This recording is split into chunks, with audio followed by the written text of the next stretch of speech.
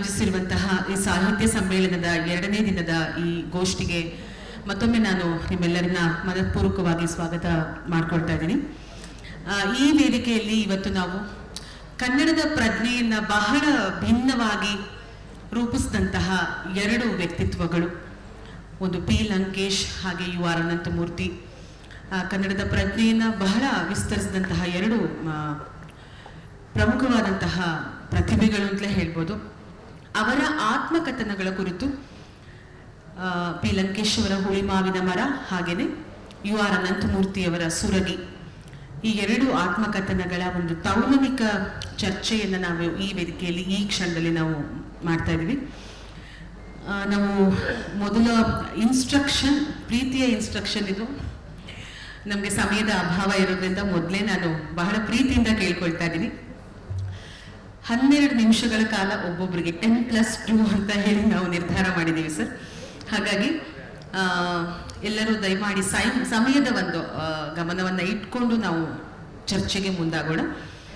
ಹುಳಿಮಾವಿನ ಮರದ ಬಗ್ಗೆ, ಪಿ ಲಂಕೇಶ್ ಅವರ ಹುಳಿಮಾವಿನ ಮರದ ಬಗ್ಗೆ ಸುಬ್ಬು ಹೊಲೆಯಾರ್ ಸರ್ ಅವರು ತಮ್ಮ ವಿಚಾರಗಳನ್ನ ಹಂಚ್ಕೊಳ್ತಾರೆ. ಹಾಗೆ ಯು ಆರ್ ಅನಂತಮೂರ್ತಿ ಅವರ ಸುರಗಿಯ ಬಗ್ಗೆ ಕೆ ಸಿ ಶಿವಾರೆಡ್ಡಿ ಸರ್ ಅವರು ತಮ್ಮ ಅಭಿಪ್ರಾಯಗಳನ್ನ ಹಂಚ್ಕೊಳ್ತಾರೆ. ಹಾಗೆಯೇ ಆತ್ಮಕಥನಗಳು, ಅದರ ಇತಿಹಾಸ, ಅವುಗಳ ಅಗತ್ಯ, ಇದರ ಕುರಿತಾಗಿ 2 ಆತ್ಮಕಥನಗಳನ್ನು ಕೇಂದ್ರವಾಗಿಟ್ಕೊಂಡು ಡಾಕ್ಟರ್ ತಾರಿಣಿ ಶುಭದಾಯಿನಿ ಅವರು ಅವರ ವಿಚಾರಗಳನ್ನ ಮಂಡಿಸ್ತಾರೆ. ಇದರ ಸಮನ್ವಯದಲ್ಲಿ ನಾನಿರ್ತೇನೆ. ಈಗ ತಡ ಮಾಡದೆ ಚರ್ಚೆಯನ್ನು ನಾವು ಆರಂಭ ಮಾಡ್ಬೋದು ಅಂತ ಹೇಳಿ ಅನ್ಸುತ್ತೆ. ಮೊದಲನೇದಾಗಿ ನಾವು ತಾರಿಣಿ ಮೇಡಮ್ ಅವರಿಂದನೇ ಶುರು ಮಾಡ್ತಾ ಇದ್ದೀವಿ.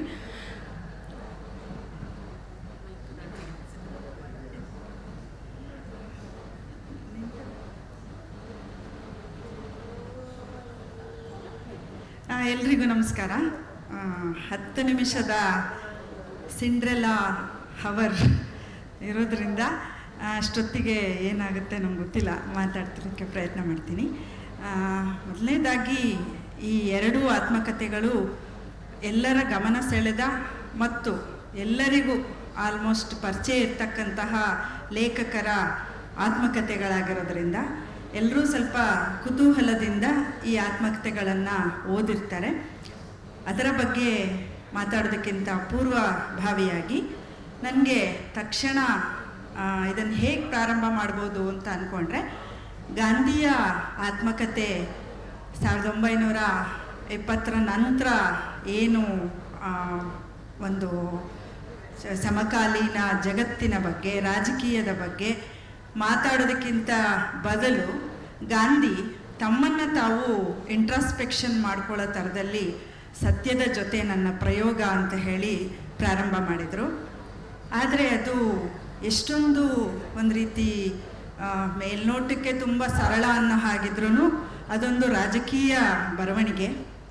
ರಾಜಕೀಯವಾಗಿ ಗಾಂಧಿ ತಮ್ಮನ್ನು ತಾವು ನಿರೂಪಿಸ್ಕೊಳ್ಬೇಕಾಗಿತ್ತು. ಹಾಗಾಗಿ ಆತ್ಮಕಥೆಯನ್ನು ತುಂಬ ತಮ್ಮ ಬಾಲ್ಯ, ಯೌವನ, ತಾವು ಬೆಳೆದು ಬಂದ ಬಗೆಯನ್ನು ಹೇಳ್ತಲೇ ತಮ್ಮ ರಾಜಕೀಯ ಧೋರಣೆಗಳನ್ನು, ಒಂದು ದೃಷ್ಟಿಕೋನಗಳನ್ನು ಸರಿಪಡಿಸ್ಕೊಳ್ತಾ ತಮ್ಮನ್ನು ತಾವು ಸಾರ್ವಜನಿಕವಾಗಿ ಒಡ್ಕೊಂಡಂತಹ ಕತೆ. ಆ ಜಾನರ್ ಬಗ್ಗೆ, ಆತ್ಮಕಥೆ ಎನ್ನುವ ಜಾನರ್ ಬಗ್ಗೆ ನಾವು ಮಾತಾಡಬೇಕಾದಾಗೆಲ್ಲ ನಮಗೆ ಇದೊಂದು ಫುಲ್ ಪ್ಲೆಜ್ಡ್ ಜಾನರ್ ಅಂತ ನಮಗೆಲ್ರಿಗೂ ಒಂದು ಅನುಮಾನ ಇದೆ.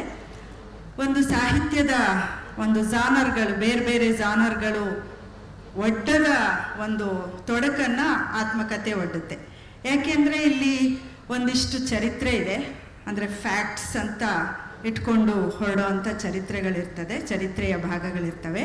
ಹಾಗೆಯೇ ಒಂದು ಫಿಕ್ಷನ್ ಇದೆ, ಆತ್ಮದ ಕತೆ ಇದೆ. ಕತೆ ಅನ್ನೋದೇ ಒಂದು ಫಿಕ್ಷನ್.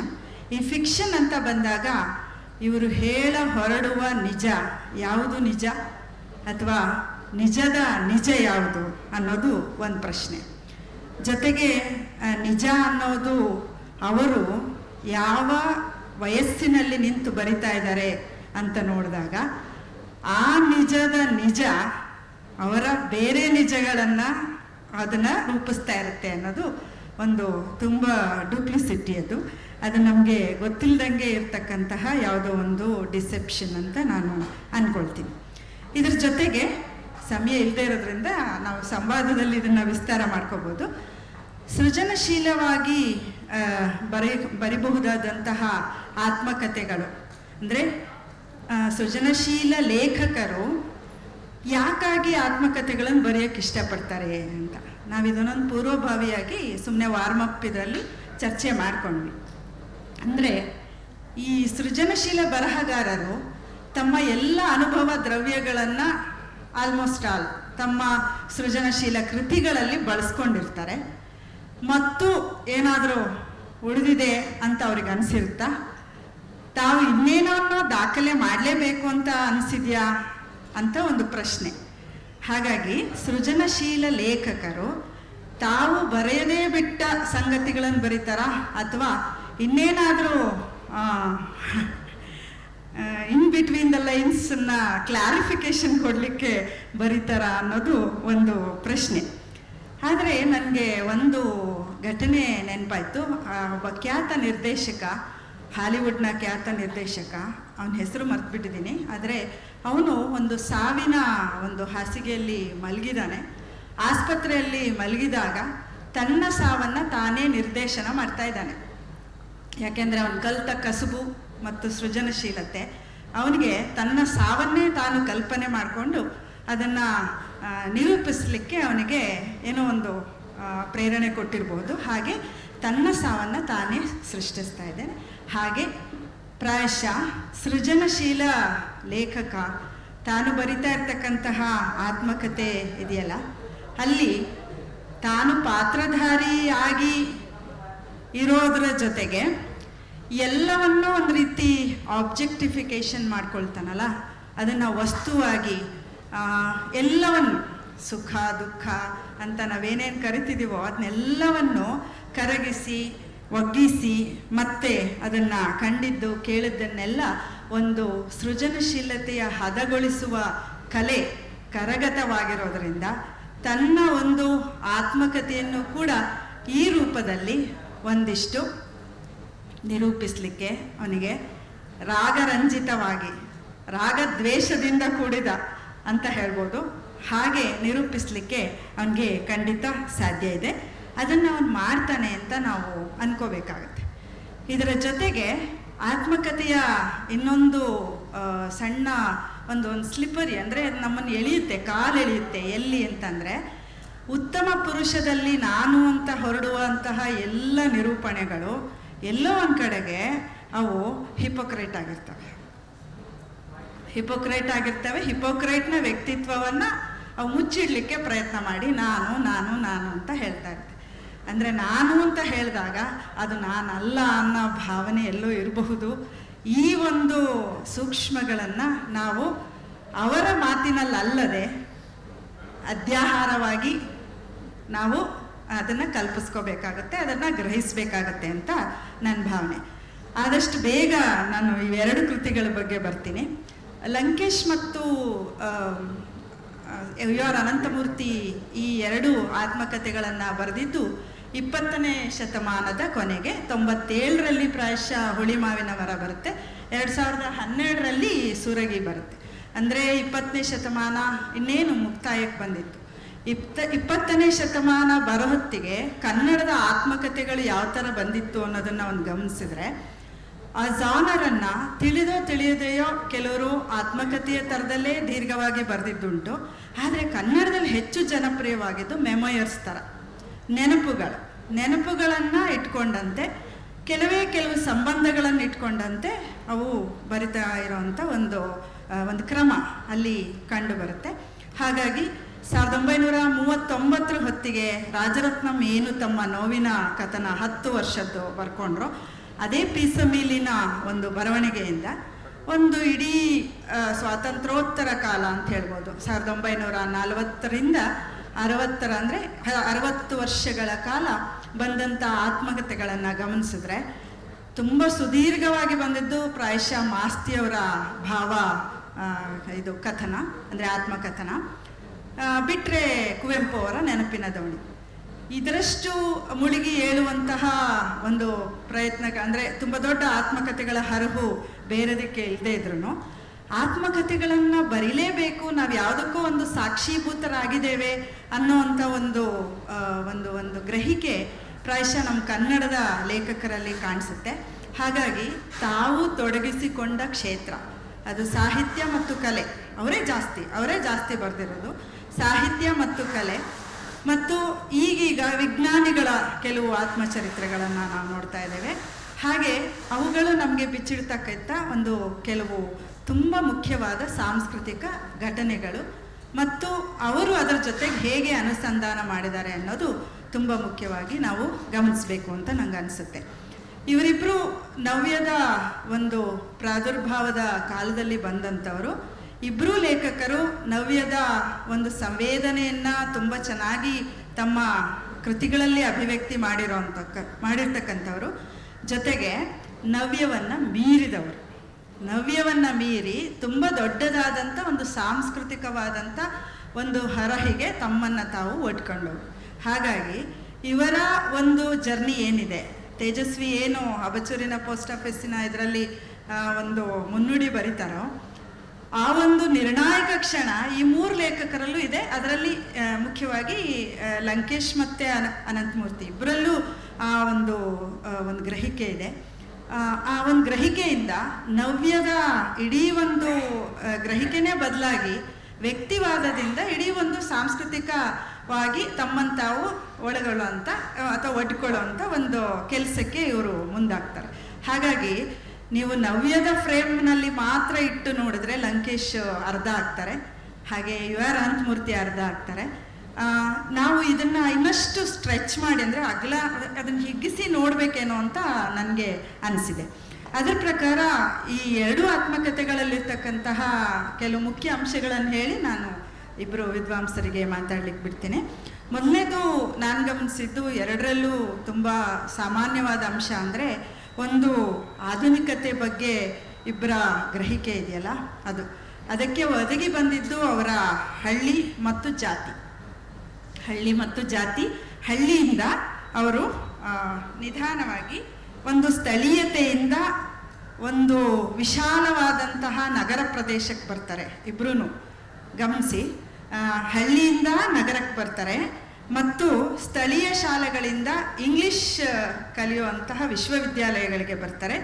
ಅನಂತಮೂರ್ತಿ ಇನ್ನೂ ಒಂದು ಹೆಜ್ಜೆ ಮುಂದೆ ಹೋಗಿ ವಿದೇಶಕ್ಕೆ ಹೋಗ್ತಾರೆ, ವಿದೇಶದಲ್ಲಿ PhD ಮಾಡ್ಕೊಂಡು ಬರ್ತಾರೆ.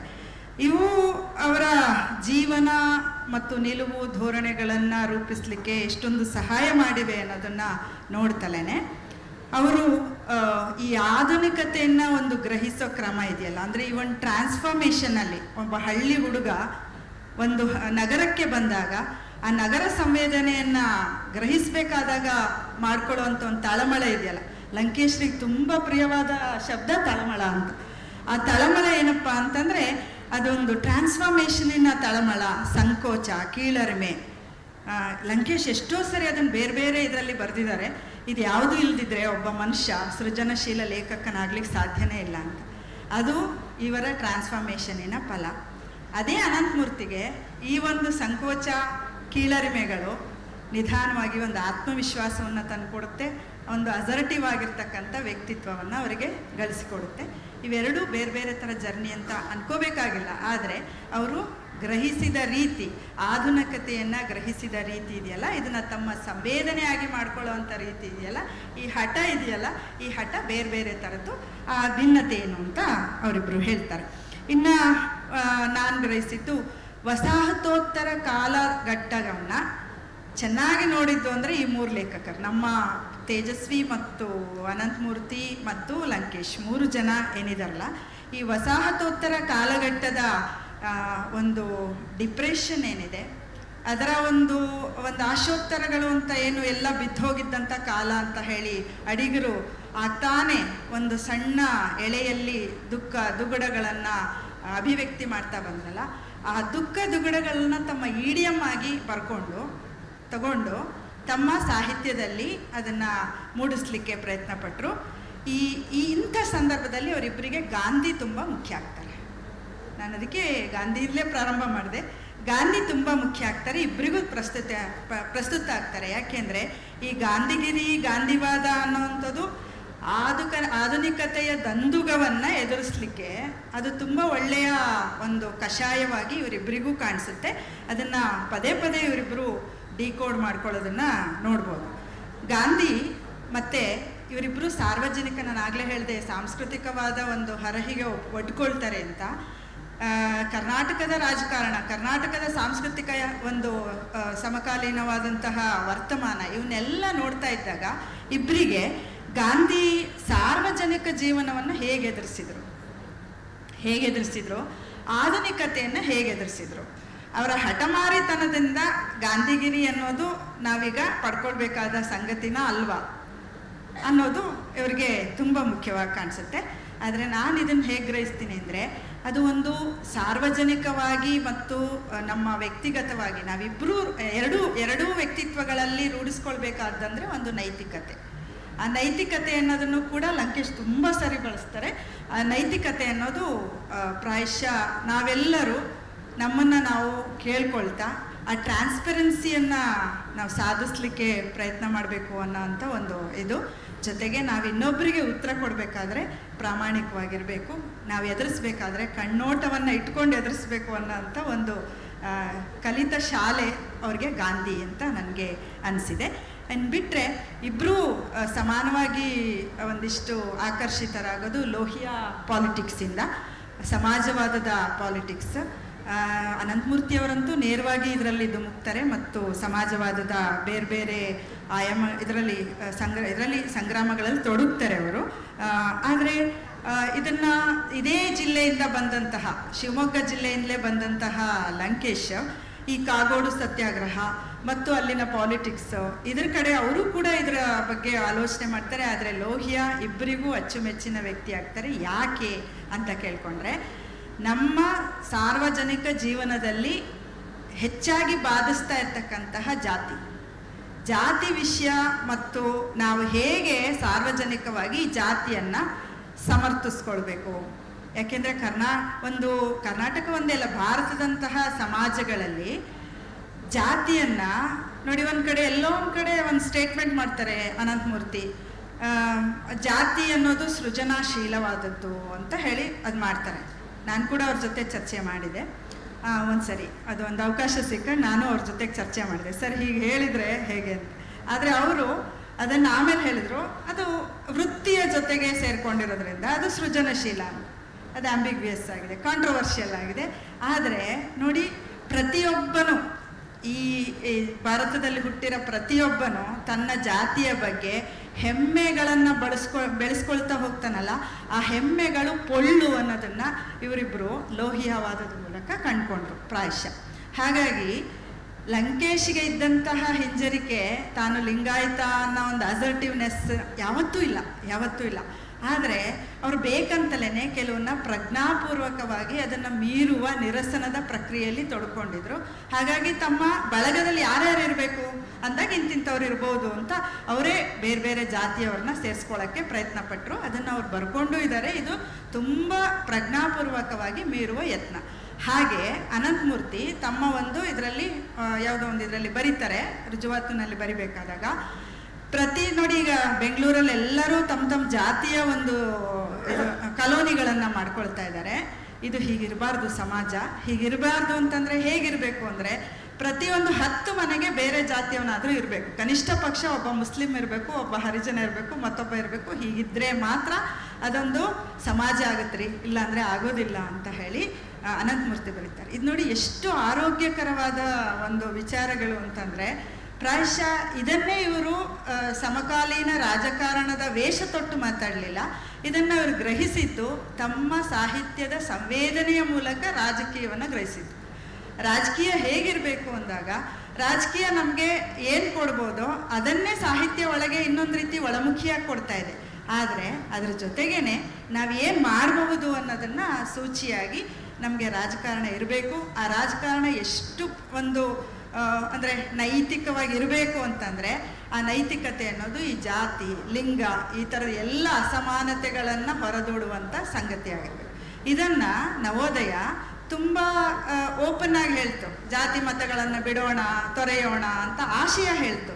ಆದರೆ ಇದನ್ನು ಎದುರಿಸ್ತಾ ಬಂದಂತಹ ವಸಾಹತೋತ್ತರ ಕಾಲದಲ್ಲಿ, ಸ್ವಾತಂತ್ರ್ಯೋತ್ತರ ಕಾಲದಲ್ಲಿ ಎದುರಿಸ್ತಾ ಬಂದಂತಹ ಈ ಎರಡು ಮಹಾನ್ ಚೇತನಗಳು ಇವರು ಇದನ್ನು ಹೇಗೆ ಒಳಗೊಂಡ್ರು, ಹೇಗೆ ಉತ್ತರ ಕೊಟ್ಟರು, ಕೆಲವು ಸರಿ ಸಾರ್ವಜನಿಕವಾಗಿ ಎಷ್ಟೆಲ್ಲ ಇದೊಂದು ಬೇರೆ ಬೇರೆ ಥರದ ಕಾಂಟ್ರವರ್ಸಿಗಳಿಗೆ ಕಾರಣ ಆಯಿತು ಅನ್ನೋದು ಇವರ ಆತ್ಮಚರಿತ್ರೆಗಳಲ್ಲಿ ನಾವು ಗಮನಿಸ್ಬೋದು. ಇನ್ನು ಕಡೆಯದಾಗಿ ಕನ್ನಡದ ಬಗ್ಗೆ ಇಬ್ಬರು ಮಾತಾಡುವಂಥ ಸಂಗತಿ.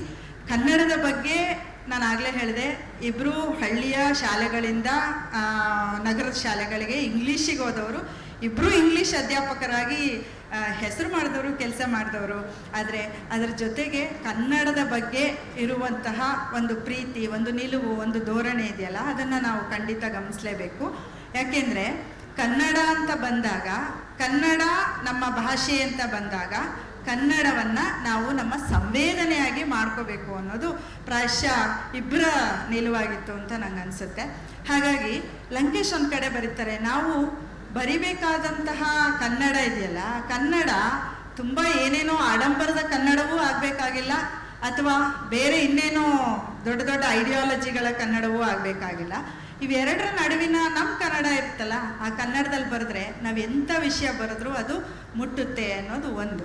ಇನ್ನೊಂದು ಇನ್ಸಿಡೆಂಟ್ ಏನಪ್ಪ ಅಂದರೆ, ಅನಂತಮೂರ್ತಿ ತಮ್ಮ ಕ್ಲಾಸ್ಗಳಲ್ಲಿ, MA ಕ್ಲಾಸ್ಗಳಲ್ಲಿ ವರ್ಡ್ಸ್ ವರ್ಕ್ ಮಾಡೋದಕ್ಕಿಂತ ಮುಂಚೆ ಮಾಸ್ತಿನ ಓದ್ಕೊಂಬರ್ರಯ್ಯ, ಮಾಸ್ತಿನ ಓದ್ಕೊಂಡ್ರೆ ಮಾತ್ರ ನಿಮ್ಗೆ ಇಲ್ಲಿ ಲೂಸಿ ಅರ್ಥ ಆಗ್ತಾಳೆ, ಹೋಗಿ ಮಾಸ್ತಿನ ಓದ್ಕೊಂಬನ್ನಿ ಅಂತ ಫಸ್ಟು ಮಾಸ್ತಿನ ಓದಿಸೋದು.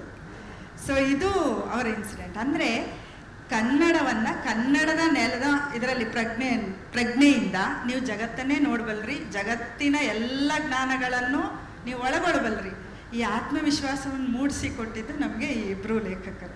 ಹಾಗಾಗಿ ನಾವು ಕೂಡ ಕನ್ನಡ ಮೀಡಿಯಮ್ಮಲ್ಲಿ ಓದಿ ಇಂಗ್ಲೀಷನ್ನ ಭಯ ಎಲ್ಲರಿಗೂ ಇದ್ದಂತೆ ನನಗೂ ಇದ್ದಂಥ ಸಮಯದಲ್ಲಿ ನನಗೆ ಇವರಿಬ್ಬರನ್ನ ಓದ್ತಾ, ಅದರಲ್ಲೂ ಲಂಕೇಶ್ ಪತ್ರಿಕೆಯನ್ನು ಓದ್ತಾ ನಾವು ತೆಗೆದುಕೊಂಡ ಆತ್ಮವಿಶ್ವಾಸ ಇದೆಯಲ್ಲ, ಈ ಜಾತಿ, ಲಿಂಗ ಮತ್ತು ಕನ್ನಡ, ಇಂಗ್ಲೀಷ್ ಇವುಗಳ ಬಗ್ಗೆನ ಆತ್ಮವಿಶ್ವಾಸ ನಿಜವಾಗ್ಲೂ ಗ್ರೇಟ್. ಮತ್ತು ನಾನು ಪಡ್ಕೊಂಡಂತಹ ಸೃಜನಶೀಲತೆ ಕೂಡ ಇಬ್ಬರು ಆತ್ಮಕಥೆಗಳಿಂದ ನನಗೆ ತುಂಬ ಮುಖ್ಯವಾಗಿ ಕಂಡಿದೆ. ಹಾಗಾಗಿ ವಿಸ್ತಾರವಾಗಿ ಇಬ್ಬರು ನನ್ನ ವಿದ್ವಾಂಸರು, ನನ್ನ ಜೊತೆಗಿರ್ತಕ್ಕಂಥ ವಿದ್ವಾಂಸರು ಅದ್ರ ಬಗ್ಗೆ, ಕೃತಿಗಳ ಬಗ್ಗೆ ಮಾತಾಡ್ತಾರೆ. ನಾನು ಇಷ್ಟನ್ನು ಮಾತ್ರ ಪ್ರವೇಶ ಒದಗಿಸ್ಲಿಕ್ಕೆ ಆಗಿದೆ.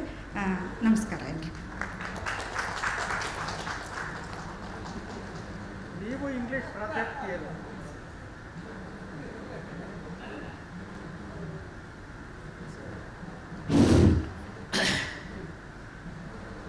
ನಾನು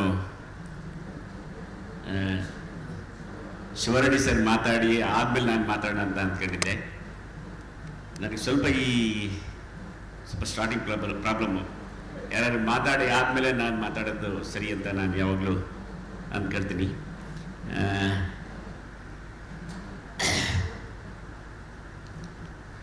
ಭಾಳ ದಿಗ್ಗಜರೆಲ್ಲ ಮುಂದೆ ಕೂತಿರಾಗ ಸ್ವಲ್ಪ ಮಾತಾಡೋದು ಸ್ವಲ್ಪ ಹಿಂಜರಿಕೆ ಅನಿಸಿದೆ. ಈ ಮಾತಾಡೋದು ಅಂತ ಹೇಳಿದ ತಕ್ಷಣವೇ ಕಳೆದ 2-3 ದಿನಗಳಿಂದ ಒಂದು ರೀತಿ ಪರೀಕ್ಷೆಗೆ ಮಕ್ಕಳು, ಹೈಸ್ಕೂಲ್ ಮಕ್ಕಳು ರೆಡಿಯಾದ ಟೆನ್ಷನ್ ಶುರುವಾಯಿತು ನನಗೆ. ಏನು ಬರೆಯೋಕೆಂದರೆ ಇಬ್ಬರು ಭಾಳ ದೊಡ್ಡ ಪ್ರಾಧ್ಯಾಪಕರು, ಅವರು ಮೇಷ್ಟ್ರುಗಳು, ಇಬ್ಬರು ಮೇಷ್ಟ್ರುಗಳು. ನಾನು ಹೇಳಿಕೆಯಲ್ಲಿ ದಲಿತ ಸಂಘ ಸಮಿತಿ ಕಾರ್ಯಕರ್ತ. ನನಗೆ ಯಾವಾಗಲೂ ಈ ಥರದ್ದು ಹೇಳಿದಾಗ ಮೇಷ್ಟ್ರ ಮನಸ್ಥಿತಿ ಇದೆಯಲ್ಲ, ಯಾವಾಗಲೂ ತನ್ನಡ, ಉದ್ವಿಗ್ನತೆ, ಪ್ರಕ್ಷುಬ್ಧ ಮನಸ್ಥಿತಿ, ಈ ಥರದ್ದು ರೆಡಿಯಾಗಿ ಈಗ ಪರೀಕ್ಷೆಗೆ ಹೋಗ್ಬೇಕಂದ್ರೆ ಹೋಗಿ ಒಂದ್ಸರಿ ಹೊರಗಡೆ ಹೋಗಿ ಬಂದು ಮತ್ತೆ ಬರೋ ಮನಸ್ಥಿತಿ. ಶಿವರೆಡ್ಡಿ ಸರ್ ನನಗೇನೆ ಕೊಟ್ಟರು. ಮೇಡಮ್ ಭಾಳ ಅತ್ಯುತ್ತಮವಾದ ಮಾತುಗಳನ್ನು ಆಡಿದ್ದಾರೆ. ಭಾಳ ಸಂತೋಷದ, ಸಂಭ್ರಮದ, ಕೆಂಪಾದವು ಎಲ್ಲ ಕೆಂಪಾದವು ಅಂತ ಮೇಷ್ಟ್ರ ಎಲ್ಲಿಂದ ಬಂದ್ರ ಹಾಡಿದ್ದೆಲ್ಲ, ಅದು ಯಾವಾಗಲೂ ಯಾವ ಕ್ಷಣಕ್ಕೂ ಭಾಳ ಫ್ರೆಶ್ ಆಗಿರುತ್ತೆ. ಹಸಿರಿದ್ದ ಗಿಡ ಮರ, ಬೆಳ್ಳನೆ ಹೂವೆಲ್ಲ ಕೆಂಪಾದವು ಎನ್ನುವ ಹಾಡು ಏನು ಯಾವ ಕ್ಷಣಕ್ಕೂ ಯಾವ ಸಂದರ್ಭದಲ್ಲಿ ಆ ಹಾಡನ್ನು ಬರೆದ್ರೆ ಗೊತ್ತಿಲ್ಲ. ಅದು ಇವತ್ತಿಗೂ ನಾಳೆಗೂ ಇನ್ನೆಷ್ಟು ವರ್ಷಗಳಿಗೂ ಬಹಳ ಅದು ಫ್ರೆಶ್ ಅನಿಸುವ ಲಂಕೇಶ್ ಹಾಡು. ಭಾಳ ಉಪಯುಕ್ತ ಮಾತುಗಳನ್ನು ಕಡಿಮೆ ಅವಧಿಯಲ್ಲಿ ಹೇಳಿದರು. ಲಂಕೇಶ್ ಮತ್ತು ಅನಂತಮೂರ್ತಿಯವರು ಬಹಳ ದೊಡ್ಡ ಪ್ರತಿಭೆಗಳು ಈ ನಾಡಿನಲ್ಲಿ. ಕುವೆಂಪು ಕನ್ನಡದ ಬಹಳ ದೊಡ್ಡ ಅರಿವಿನ ವೈಚಾರಿಕ ಪ್ರಜ್ಞೆಯನ್ನು ಮಿಡಿಸಿದ ಈ ನಾಡಿನ ಬಹಳ ದೊಡ್ಡ ಸಾಕ್ಷಿ ಪ್ರಜ್ಞೆ. ಆದರೆ ಅದರ ನಂತರ ಲಂಕೇಶ್ ಮಾಡಿದ ರೋಮಾಂಚನ ಇದೆಯಲ್ಲ, ಒಂದು ವೈಚಾರಿಕ ಪ್ರಜ್ಞೆಯಿಂದ ಒಂದು ತಲೆಮಾರನ್ನೇ ಪ್ರಭಾವಗೊಳಿಸಿದ್ದಿದೆಯಲ್ಲ ಕರ್ನಾಟಕದಲ್ಲಿ, ಅದು ಬಹಳ ದೊಡ್ಡದು. ಲಂಕೇಶನ ಹೆಸರು ಕೇಳಿದ ತಕ್ಷಣ ನಮಗೆ ರಾವಣನೇ ನೆನಪಾಗೋದು. ರಾವಣ ಅಂತ ಅಂತಂದ್ರೆ 10 ತಲೆಗಳ 10 ಚಿಂತನೆಗಳ ಏನು ಆ ಥರದ ಒಂದು ಪ್ರಯೋಗಗಳನ್ನು ಲಂಕೇಶ್ ಮಾಡಿದ್ದಿದೆಯಲ್ಲ. ನಾನು ಲಂಕೇಶರ ಈ ಹುಳಿಮಾವನ ಮರ ಮೇಷ್ಟ್ರಲ್ಲಿ ತುಂಬ ಸ್ಮಾರ್ಟ್ ಆಗಿದ್ರು. ಬಹುಶಃ ನೋಡಿದರೆ ಎಲ್ಲರಿಗೂ ಗೊತ್ತಿದೆ, ತುಂಬ ಸ್ಮಾರ್ಟಾಗಿ ಅಜಾರ್ಭವಾಗಿದ್ದರು. ಅವರು ನೋಡಿದರೆ ಬಹಳ ಅಂತಃಕರಣದ ಲೇಖಕರು ಲಂಕೇಶ್. ದೂರದಲ್ಲಿದ್ದರಿಗೆ ಲಂಕೇಶ್ ಹತ್ರ ಹೋಗಿದ್ರಾ ಅಂತ ಕೇಳ ಅಷ್ಟು ಹೋಗಿದ್ರ ಅಂತಂದ್ರೆ, ಅಂದರೆ ಭಯ ಅಂಥದ್ದೇನಿಲ್ಲ. ನಾನು ನಿರಂತರ 10 ವರ್ಷಗಳ ಕಾಲ ಹೀಗೆ ಎದುರುಬರಿಗೆ ಕೂತು ಮಾತಾಡಿದ್ದೆ. ಅವರು ನಗಿಸಿ ಹಿಂಗೆ ಸುಮ್ಮನೆ ಒಂದು ಮುಗುಳ್ನಗರು, ತುಂಬ ತಮಾಷೆ ಮಾಡ್ತಿದ್ರು ಮೇಷ್ಟ್ರು. ಅವರು 10 ವರ್ಷಗಳ ನನ್ನ ಜೀವನದ ಬಹಳ ದೊಡ್ಡ ಅಮೂಲ್ಯವಾದ ಕ್ಷಣಗಳಂತೂ ನಾನು ಯಾವತ್ತೂ ಭಾವಿಸ್ತೀನಿ. ಹೋಗಿ ಕೂತ್ಕೊಳ್ಳೋವರೆಗೂ, ಮೇಷ್ಟ್ರ ಜೊತೆ ಎತ್ತರ ಕೂತ್ಕೊಳ್ಳೋವರೆಗೂ ಒಂದು ಭಯ ಯಾವಾಗಲೂ ಇರ್ತಿತ್ತು ನನಗೆ. ಕೂತಾದ್ಮೇಲೆ ತುಂಬ ರಿಲ್ಯಾಕ್ಸ್ ಆಗ್ತಿದ್ದೆ. ಎಷ್ಟು ಜೋರಾಗಿ ನಗ್ತಿದ್ದೆ ಅಂದರೆ ಅವರು ಒಂದು ಸಮಾಧಾನಕ್ಕೆ ಅಷ್ಟು ನಗ್ಬೇಡ ಅನ್ನೋ ಥರ ಹೇಳ್ತಿದ್ರು. ಮತ್ತು ತುಂಬ ಮನುಷ್ಯತ್ವ ಇರುವ ಲಂಕೇಶ್. ನಾನು ಒಂದು 5:30-6 ಗಂಟೆ ಬಂದರೆ ಒಂದು 10-11 ಗಂಟೆವರೆಗೂ ಮಾತಾಡಿ ಹೋಗ್ಬೇಕಾದ್ರೆ ನನ್ನನ್ನು ಗಿರಿಗೆ ಹೇಳಿ ಒಂದು ಆಟ ಕರೆಸಿ ನನ್ನ ಮನೆಗೆ ಕಳಿಸ್ತಾ ಇದ್ರು, ಆರಾಮಾಗಿ ತಲುಪ ಅಂತ.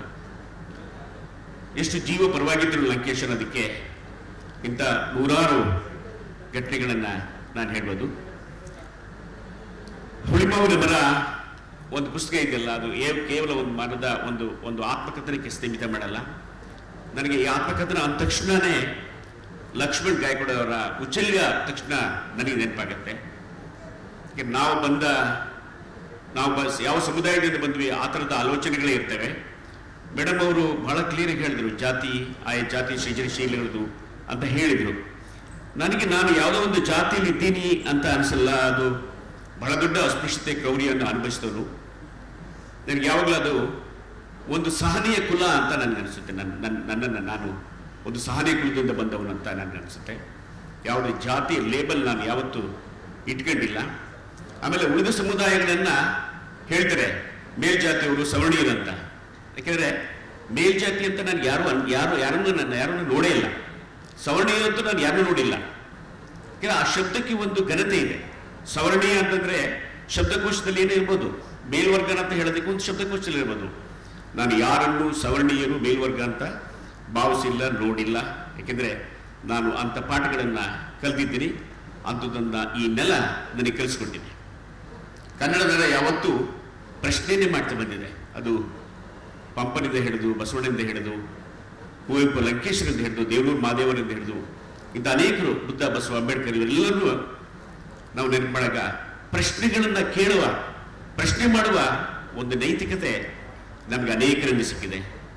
ವಿಶೇಷವಾಗಿ ಲಂಕೇಶರಿಂದ ನಾನು ತುಂಬ ಕಲ್ತಿದ್ದೀನಿ.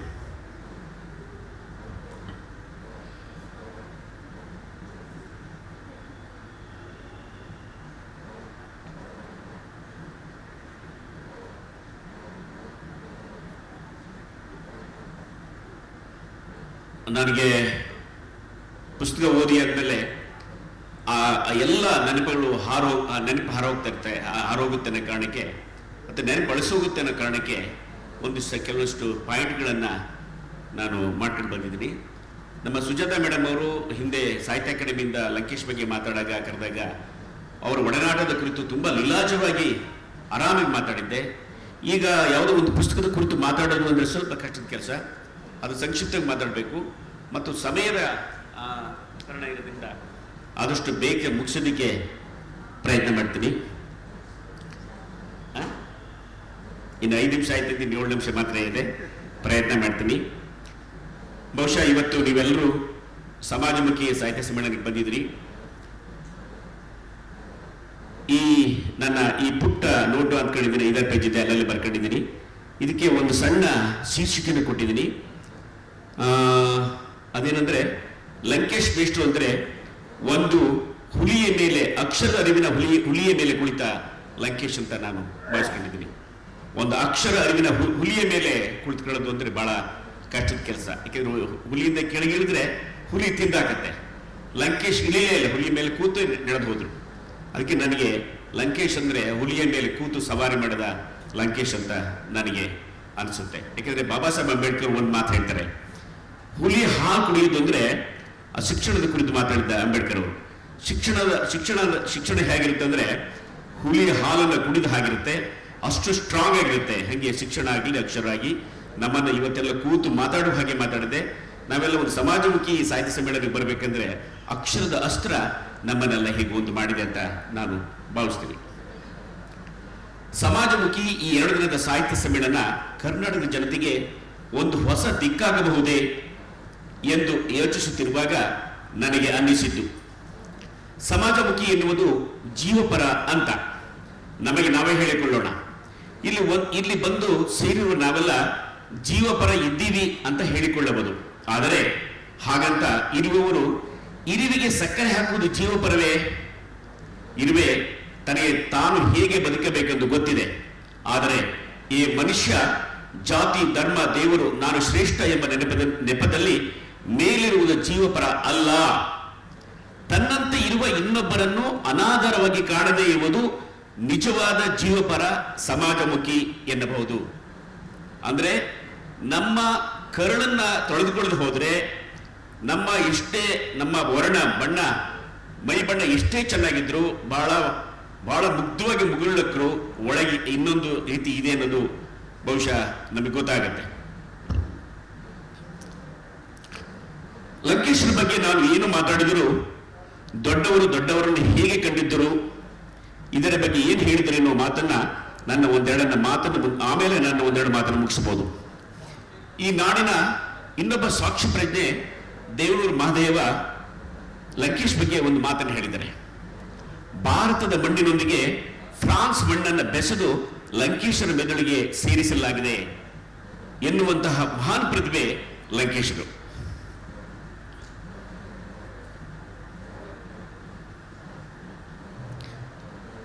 ಲಂಕೇಶರ ಹುಳಿಮಾವಿನ ಮರ ಒಂದು ಆತ್ಮಕಥನ.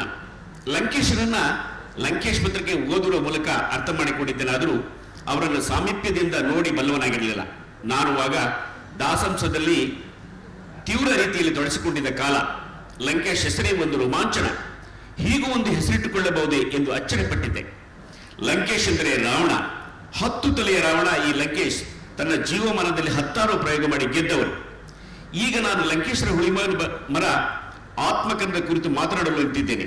ನಾನು 1990ರಲ್ಲಿ ಬೆಂಗಳೂರಿನಲ್ಲಿ ನೆಲೆಗೊಂಡು ಲಂಕೇಶರನ್ನು ನೋಡುವುದೇ ಒಂದು ಜೀವಮಾನದ ಮಹತ್ವಾಕಾಂಕ್ಷೆಯ ಒಂದಾಗಿತ್ತು. ಅನಂತರ ದಿನಗಳಲ್ಲಿ ಲಂಕೇಶರನ್ನು ಭೇಟಿಯಾದೆ. 10 ವರ್ಷಗಳ ಕಾಲ ಅವರ ಒಡನಾಡಿಯಾದ ನನ್ನ ಬದುಕು ಬರವಣಿಗೆ ದೊಡ್ಡ ತುಣುವು ಸಿಕ್ಕಿತು. ಈಗ ಹುಳಿಮಾವಿನ ಮರ ಕುರಿತು ಮಾತನಾಡುವ ಸಂದರ್ಭದಲ್ಲಿ ಈ ಪುಸ್ತಕದ ಒಳಹೊರಗನ್ನು 10 ನಿಮಿಷದಲ್ಲಿ ಮಾತನಾಡುವುದು ಕಷ್ಟ ಸಾಧ್ಯ. ಆದರೂ ಸಂಕ್ಷಿಪ್ತವಾಗಿ ಮಾತನಾಡಲು ಬಯಸುತ್ತೇನೆ. ನನ್ನ ಈ ಲೇಖನಕ್ಕೆ ಅಕ್ಷರದ ಹುಲಿಯ ಮೇಲೆ ಕುಳಿತ ಲಂಕೇಶ್ ಎಂದು ಹೇಳುವ ಸಂದರ್ಭದಲ್ಲಿ ನೀರು ಹೆಸರಿನಲ್ಲಿ ಬರೆಯುತ್ತಿದ್ದ ಒಂದು ಪದ್ಯದ ಸಾಲು ಹೀಗಿದೆ. ನನ್ನನ್ನು ತುಂಬಾ ಕಾಡಿಸಿದ್ದು ಸಾಲುಗಳು ಇವು. ಸೂಕ್ಷ್ಮ ಮನಸ್ಸಿನ ವ್ಯಕ್ತಿಗೆ ಆದ ಸನ್ಮಾನ ಅಥವಾ ಅವಮಾನ ಅವನ ಆಳದ ಸತ್ಯದ ಕಿಚ್ಚು ಹತ್ತಿಸಿ ಸುಡತೊಡಗುತ್ತದೆ. ಈ ಸಾಲುಗಳು ಲಂಕೇಶ್ ಮತ್ತು ನನ್ನ ನೇರ ಸಂಬಂಧಿಸಿದ ಸಾಲುಗಳಾಗಿವೆ ಅನ್ನಿಸಿದೆ. ಜಗತ್ತಿನ ಯಾವ ವ್ಯಕ್ತಿಗಾದರೂ ಈ ಸಾಲುಗಳು ಹೊಂದಿಕೆಯಾಗಬಲ್ಲವು ಎನ್ನುವುದು ನನ್ನ ನಂಬಿಕೆ.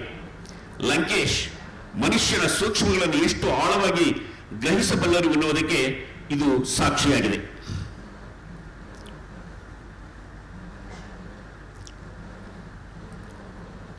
ಲಂಕೇಶ್ ಏನೇ ಬರೆದರೂ ಏನೇ ಮಾಡಿದರೂ ಅದಕ್ಕೆ ಅರ್ಥ ಇರುತ್ತದೆ.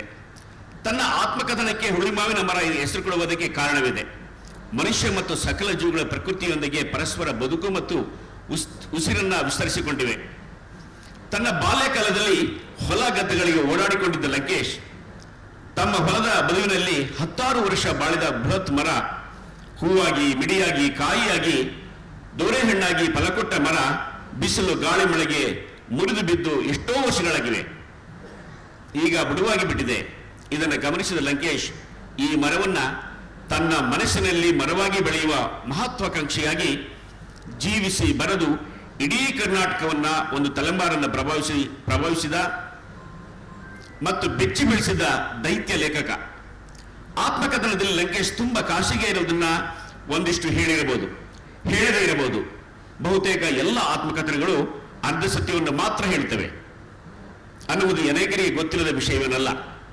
ಇಲ್ಲಿ ಪರಿವಿಡಿಯಲ್ಲಿ ಹೇಳಿರುವಂತೆ ವಾಟೆ, ಸಸಿ, ಗಿಡ, ಮರ ಇದೆ.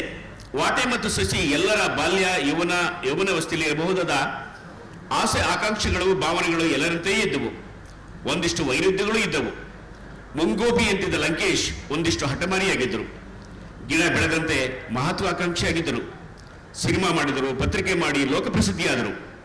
ಆಗಲೇ ಹಳ್ಳಿಗನ ಒಗರು, ಒರಟು, ನಿಷ್ಠುರತೆ ಹೆಚ್ಚಾದವು.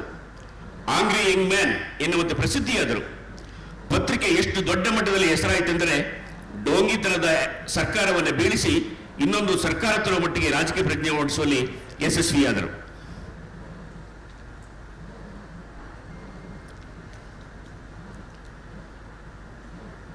ಇದು ಇವರ ಜೀವನದ ಮಹತ್ವದ ಘಟ್ಟ.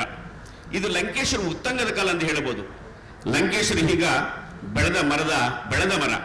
ವಸಂತ ಕಾಲದಲ್ಲಿ ಚಿಗುರಿ ಹಸಿರು ಸೂಸುವ ಮನಸ್ಸಿನ ಕಾಲ. ನೂರಾರು ಸಾವಿರಾರು ಜನ ತರುಣ ತರುಣಿಯರು ವೈಚಾರಿಕವಾಗಿ ಮರದ ನೆರಳನ್ನ, ತಂಪನ್ನ, ರೋಮಾಂಚನವನ್ನು ಅನುಭವಿಸಿದರು. ಸದಾ ಚಡಪಡಿಸುವ ಲಂಕೇಶ್ ಇನ್ನೊಂದು ಹೆಜ್ಜೆಗೆ ಮುಂದಾದರು.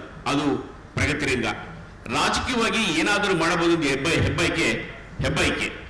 ಸೋತರು ಗೆದ್ದರು ಮುಖ್ಯವಲ್ಲ, ಇದರ ಅನುಭವದಲ್ಲಿ ಮಹತ್ವದ ಕಥೆಗಳನ್ನು ಬರೆದರು. ಇದರ ನಡುವೆ ಅವರ ಮಧುಮೇಹ, ಕಣ್ಣಿನ ತೊಂದರೆ ಇತ್ಯಾದಿ ಕಾಯಿಲೆಗಳು ಅವರಿಗೆ ತೊಂದರೆ ಕೊಡಲಾರಂಭಿಸಿದವು. ಒಂದು ಕಣ್ಣಂತೂ ಅಸ್ಪಷ್ಟಗೊಳ್ಳತೊಡಗಿತು. ಆಗ ಬೆಂಗಳೂರು ಬಿಟ್ಟು ಚೆನ್ನೈಗೆ ಹೋಗಬೇಕಾಯಿತು.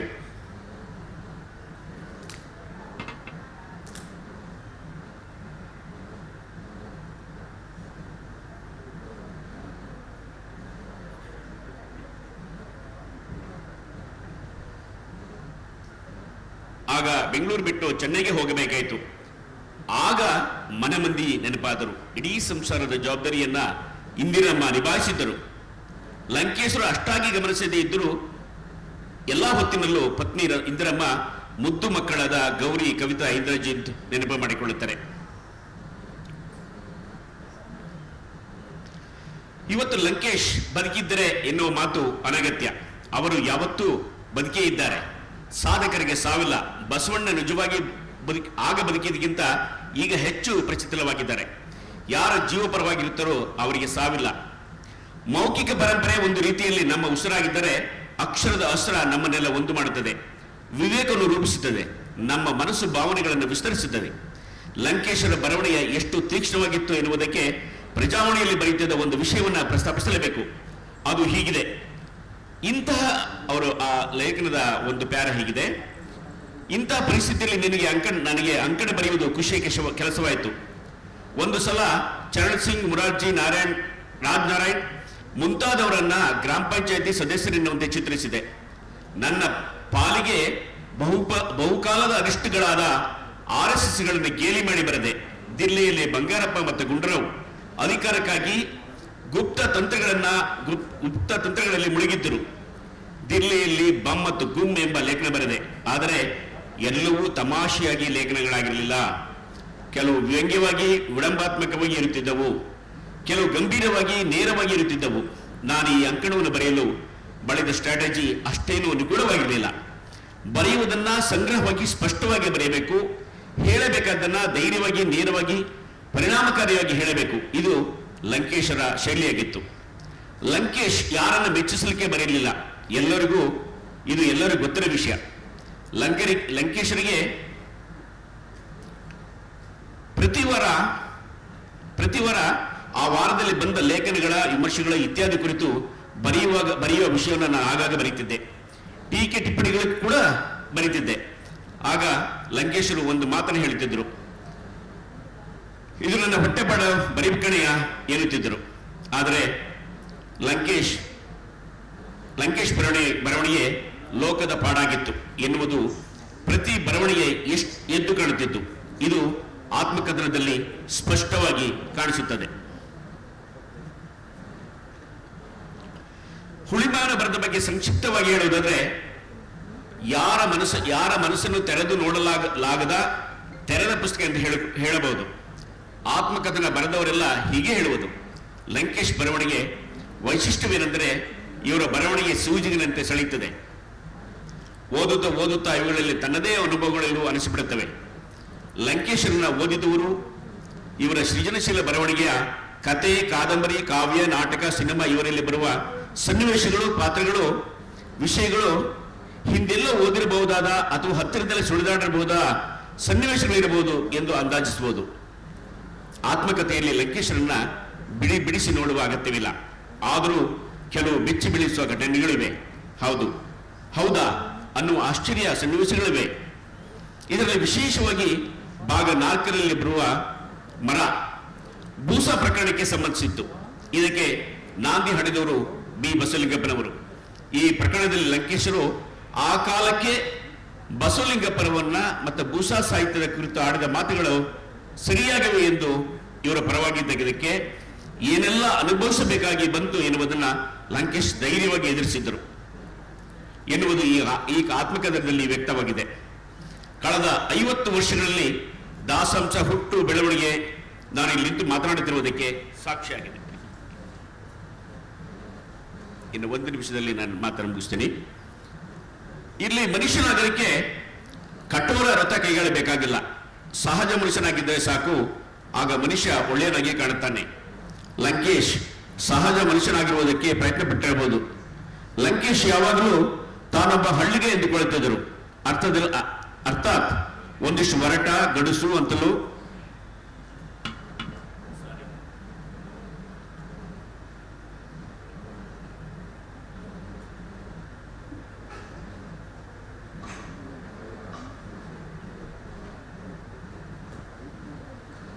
ತಾನು ಹಳ್ಳಿಗ ಎಂದುಕೊಳ್ಳುತ್ತಿದ್ದರು. ಅರ್ಥಾತ್ ಒಂದಿಷ್ಟು ಒರಟ, ಗಡುಸು ಅಂತಲೂ ನಿಷ್ಠೂರ, ಪ್ರಾಮಾಣಿಕ ಅಂತಲೂ ಹೇಳಿಕೊಳ್ಳುವ ಪ್ರಯತ್ನದಲ್ಲಿದ್ದರು ಅನಿಸುತ್ತದೆ. ಕಾರಣ, ಇವರು ತುಂಬಾ ಹೊಟಮಾರಿ. ಏನಾದರೂ ಒಂದು ಬೇಕೆಂದರೆ ಎಂತಹ ದೈತ್ಯ ಶಕ್ತಿ ಎದುರು ಬಂದರೂ ಅದನ್ನು ಮಾಡದೆ ಬಿಡುತ್ತಿರಲಿಲ್ಲ. ಹಾಗಂತ ಹಳ್ಳಿಗರೆಲ್ಲರೂ ಒಳ್ಳೆಯವರಲ್ಲ. ನಾನು ಹಳ್ಳಿಯಲ್ಲೇ ಬೆಳೆದವನು. ಹಳ್ಳಿಯ ಅಸ್ಪೃಶ್ಯತೆ, ಕ್ರೌರ್ಯ ಏನುವುದು ನನಗೆ ಗೊತ್ತು. ಲಂಕೇಶ್ ಅಸ್ಪೃಶ್ಯತೆಯನ್ನು ಮೀರಿದ ಒಬ್ಬ ನ್ಯಾಯವಂತಿಕೆ ಮನುಷ್ಯ ಎನ್ನುವುದನ್ನು ನಾನು ಅನೇಕ ಸಲ ಗಮನಿಸಿದ್ದೇನೆ. ಇಲ್ಲದಿದ್ದರೆ ಮುಟ್ಟಿಸಿಕೊಂಡವನು ಎನ್ನುವ ಮಾನವೀಯ ಕಥೆ ಬರೆಯಲು ಸಾಧ್ಯವಾಗುತ್ತಿರಲಿಲ್ಲ. ಅಕಸ್ಮಾತ್ ಆಗಿ ಲಂಕೇಶ್ ಪತ್ರಿಕೆಯಲ್ಲಿ ವರದಿಗಾರರೊಬ್ಬರು ಬಿ ಕೃಷ್ಣಪ್ಪ ಅವರನ್ನ ಕ್ರಿಮಿ ಎಂದು ಬರೆದಿದ್ದು, ಮುಂದಿನ ವಾರ ದೇವನೂರು ಸಂದರ್ಶನದಲ್ಲಿ ಕೃಷ್ಣಪ್ಪ ಕ್ರಿಮಿಯಾಗುವುದಾದರೆ ನಾನು, ಲಂಕೇಶ್ ಎಲ್ಲರೂ ಕ್ರಿಮಿಗಳೇ ಎಂದು ಮಾದೇವ ಹೇಳಿದ ಮಾತನ್ನು ಒಂದು ಅಕ್ಷರವೂ ಬಿಡದ ಹಾಗೆ ಪ್ರಕಟವಾಗಿತ್ತು. ಉಳಿದವರನ್ನೆಲ್ಲ ನಿಷ್ಠುರವಾಗಿ ವಿಮರ್ಶೆ ಮಾಡುತ್ತಿದ್ದ ಲಂಕೇಶ್ ತಮ್ಮನ್ನು ಅದೇ ರೀತಿಯಾಗಿ ವಿಮರ್ಶೆಗೆ ಒಳಪಡಿಸಿಕೊಳ್ಳುತ್ತಿದ್ದರು ಎನ್ನುವುದು ಆತ್ಮಕಥನದಲ್ಲಿ ಕಾಣಬಹುದಾಗಿದೆ. ಲಂಕೇಶ್ ಒಂದು ಪಠ್ಯವಲ್ಲ, ಒಂದು ಚಳವಳಿ. ಈ ಹೊತ್ತಿಗೂ ನನ್ನಂತ ನೂರಾರು ಸಾವಿರಾರು ಮನಸ್ಸುಗಳನ್ನ ಬೆಚ್ಚಗಿಟ್ಟಿರೋದಕ್ಕೆ, ಅರ್ಥಾತ್ ಪ್ರಶ್ನೆ ಮಾಡದೇ ಇದ್ದರೆ ಇದು ನೀನು ಇದ್ದು ಸತ್ತಂತೆ ಎನ್ನುವುದನ್ನು ಸದಾ ಎಚ್ಚರಿಸುತ್ತಲೇ ಇದ್ದರು. ಅದಕ್ಕೆ ಲಂಕೇಶ್ ಕನ್ನಡದ ಮನಸ್ಸುಗಳನ್ನ ಎಚ್ಚರವಾಗಿಟ್ಟವರು ಎನ್ನುವುದನ್ನು ನಾವು ಮರೆಯಬಾರದು ಅಂತ ಹೇಳ್ತಾ ಒಂದು ಮುಖ್ಯವಾದ ವಿಷಯನ ಹೇಳಿ ನನ್ನ ಮಾತನ್ನ ಮುಗಿಸ್ತೇನೆ. ಯಾಕೆಂದ್ರೆ ಲಂಕೇಶ್ ಏನು ಇವತ್ತು 100 ವರ್ಷ ತುಂಬಿದ ಒಂದು ಪರಮಶ್ರೇಷ್ಠ ಸಂಘಟನೆಯ ಬಗ್ಗೆ ಮೇಷ್ಟ್ರ ಅಭಿಪ್ರಾಯ ಏನಾಗಿತ್ತು ಅಂತ ಎಲ್ಲರಿಗೂ ಗೊತ್ತಿರುವ ಸಂಗತಿ. ಬಹುಶಃ ನಾನಿಲ್ಲಿ ದೇವನೂರು ಮಹಾದೇವರ ಒಂದು ಶಿಷ್ಯನಾಗಿಯೋ ಅಥವಾ ಲಂಕೇಶರ ಶಿಷ್ಯನಾಗಿಯೋ ಅಥವಾ ಈ 5 ದಶಕಗಳ ಕಾಲ ದಲಿತ ಸಮಿತಿ ಸದಸ್ಯನಾಗಿಯೋ ಒಂದು ಮಾತನ್ನ ಸ್ಪಷ್ಟವಾಗಿ ಹೇಳಬೇಕಾಗಿದೆ. ಅದು ಲಂಕೇಶಿಗೂ ಅರಿವಿರುವ ಒಂದು ವಿಷಯ, ಮಾದೇವರಿಗೂ ಅರಿವಿರುವ ಮುಖ್ಯ. ಮತ್ತು ನಾವು ನೀವೆಲ್ಲ ಕೂತ್ಕೊಂಡು ಸಮಾಜಮುಖಿ ಅಂತ ಹೇಳ್ತಿದೀವಲ್ಲ, ಅದಕ್ಕೆ ಬಹಳ ಹತ್ತಿರವಾದ ವಿಷಯನ ನಾನು ನಿಮ್ಮೊಟ್ಟಿಗೆ ಹಂಚಿಕೊಳ್ಳಿ ನನ್ನ ಮಾತು ಮುಗಿಸ್ತೇನೆ. ನಾನು ಅವಾಗಲೇ ಹೇಳಿದೆ, ನಾನು ಸಹನೆ ಕುಲದವನಂತ. ಈ ಪರಮಶ್ರೇಷ್ಠ 100 ವರ್ಷದ ತುಂಬಿದ ಒಂದು ಸಂಘಕ್ಕೆ ಒಂದು ಮಾತನ್ನ ನಾನು ವಿನಮ್ರತೆಯಿಂದ ಹೇಳಲೇಬೇಕಾಗಿದೆ. ಏನು ಆ ಮಾತು ಅಂದ್ರೆ, ಇವತ್ತು ಹಿಂದೂ ಹಿಂದೂ ಹಿಂದೂ ಅಂತ ನಾವೆಲ್ಲ ಹೇಳ್ತಾ ಇದ್ದೀವಿ. ಮೊನ್ನೆ ಬಹುಶಃ ದೇವನೂರು ಮಹಾದೇವರು ಪ್ರಜಾವಾಣಿಯಲ್ಲಿ ಬರೆದ RSSಗೆ 100 ವರ್ಷವಂತೆ ಅಂತ ಬರೆದ ಲೇಖನಕ್ಕೆ ಗಣ್ಯರೊಬ್ಬರು ಪ್ರತಿಕ್ರಿಯಿಸಿ ದಾಳಿಂಬೆಯನ್ನ ವಿಷಯಕ್ಕೆ ಬರೆದ್ರು. ಆಗ ಬರೆದಾಗ ಕೊನೆಯಲ್ಲಿ ಅವರು ಹಿಂದೂ ಹಿಂದೂ ಹಿಂದೂ ಅಂತ ಬರೆದ್ರು. ಬಹುಶಃ ಅವರು 3 ಸರಿ ಮಾತ್ರ ಹಿಂದೂ ಹಿಂದೂ ಅಂತ ಹೇಳಿದರೆ, ನಾನು 100 ಸರಿ ಆ ಹಿಂದೂ ಅನ್ನೋ ಪದಕ್ಕೆ ಅಸ್ಪೃಶ್ಯತೆ ಅಸ್ಪೃಶ್ಯತೆ ಅಸ್ಪೃಶ್ಯತೆ ಅಂತ ಹೇಳಲಿಕ್ಕೆ ಬಯಸ್ತೀನಿ. ಯಾಕೆಂದ್ರೆ ಕರ್ನಾಟಕದ ಈ ನೆಲ ಯಾವತ್ತು ಪ್ರಶ್ನೆ ಮಾಡುವ ಬಸವಣ್ಣ ಹೇಗೆ ತನ್ನ ಬದುಕನ್ನೇ ಒಂದು ಜೀವಪರವಾದ ಆಲೋಚನೆಗೆ ಪಣವಾಗಿಟ್ರು, ಅಂಥದ್ದೇ ಇಟ್ಟಿಗೆ ಪವಿತ್ರವಲ್ಲ ಜೀವ ಪವಿತ್ರ ಅಂತ ಹೇಳಿದ ಲಂಕೇಶರು ನಮ್ಮೊಟ್ಟಿಗೆ ಇದ್ರು ಎನ್ನುವುದು ಬಹಳ ದೊಡ್ಡ ವಿಷಯ. ನಾವೆಲ್ಲ ಪ್ರಶ್ನೆ ಮಾಡಬೇಕಾಗಿದ್ದ ವಿಷಯ. ಈ ನೆಲದಲ್ಲಿ ಕೂಡ ಶತಮಾನಗಳಿಂದ ಏನು ಶೋಷಣೆಯನ್ನ ಅಸ್ಪೃಶ್ಯತೆಯನ್ನು ಆಚರಣೆ ಮಾಡಿಕೊಂಡು ಬಂದ ಸಮುದಾಯಕ್ಕೆ ಈ ಧರ್ಮದ ವಾರಸುದಾರ ಅನ್ನುವವರೇ ಈ ಸಮುದಾಯದ ಜನಕ್ಕೆ ಮಲ ತಿನ್ನಿಸಿದ್ರು, ಮೂತ್ರ ಕುಡಿಸಿದ್ರು. ಈ ಕಳಂಕವನ್ನ ನಿಮ್ಮ ಧರ್ಮ ಹೇಗೆ ತೊಳೆದುಕೊಳ್ಳುತ್ತೆ? ಯಾವ ಪವಿತ್ರ ಜಲದಿಂದ ಈ ಧರ್ಮದ ಕಳಂಕವನ್ನು ಕಳ್ಕೊಳ್ಳೋದಕ್ಕೆ ಸಾಧ್ಯ ಆಗುತ್ತೆ ಅಂತ ನಾನು ಮತ್ತೆ ಮತ್ತೆ ನನ್ನಂಥವರೆಲ್ಲರೂ ಪ್ರಶ್ನೆ ಮಾಡುತ್ತೆ. ಇದು ಹುಳಿಮಾವಿನ ಮರದಲ್ಲಿ ಇರಬಹುದಾದಂಥ ಅನೇಕ ವಿಷಯಗಳಿಗೆ ಪೂರಕವಾಗಿ ಈ ಮಾತನ್ನ ಹೇಳ್ತಿದ್ದೀನಿ. ಲಂಕೇಶಲ್ಲಿ ಈ ಮಾತಿನ ಈ ಪೂರಕವಾದ ಮಾತಿನ ಅರ್ಥ ಕೂಡ ಇದೆ ಅಂತ ಭಾವಿಸ್ತಾ, ಹುಳಿಮಾವಿನ ಮರದ ಬಗ್ಗೆ ನನಗೆ ಅನ್ನಿಸಿದ ಕೆಲವೊಂದೆರಡು ಮಾತುಗಳನ್ನು ಆಡಿದ್ದೀನಿ. ಅವ್ವ ಪದ್ಯ ಓದಬೇಕಿತ್ತು, ಆದರೆ ಸಮಯದ ಅಭಾವದಿಂದ ನನ್ನ ಮಾತನ್ನು ಮೊಟಕುಗೊಳಿಸಿ ಒಂದೆರಡಲ್ಲ 5 ನಿಮಿಷ ಜಾಸ್ತಿ ತೆಗೆದುಕೊಂಡಿದೆ, ಕ್ಷಮೆ ಇರಲಿ ಅಂತ ಹೇಳಿ ನೀವೇ ಕೇಳಿದ ನಿಮ್ಮೆಲ್ಲರಿಗೂ ವಂದಿಸಿ ನನ್ನ ಮಾತನ್ನು ಮುಗಿಸ್ತೀನಿ. ಜೈ ಭೀಮ್.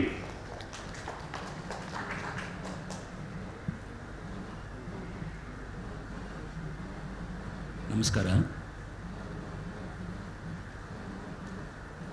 ನನಗೆ 2 ಕೃತಿಗಳು, ಅದರ ಪೂರ್ವಪೀಠಿಕೆಯನ್ನು ಇಬ್ಬರು ಸ್ನೇಹಿತರು ಕೂಡ ಮಾತಾಡಿ ಮುಗಿಸಿದ್ದಾರೆ. ಈ ಆಯೋಜಕರು ಅಥವಾ ಈ ಚರ್ಚೆಯಲ್ಲಿ ಭಾಗವಹಿಸಿ ಇಂಥವನ್ನೆಲ್ಲ ಆಯ್ಕೆ ಮಾಡಿಕೊಂಡವರು ಈ ಕೃತಿಯನ್ನು ಓದಿದ್ದರೆ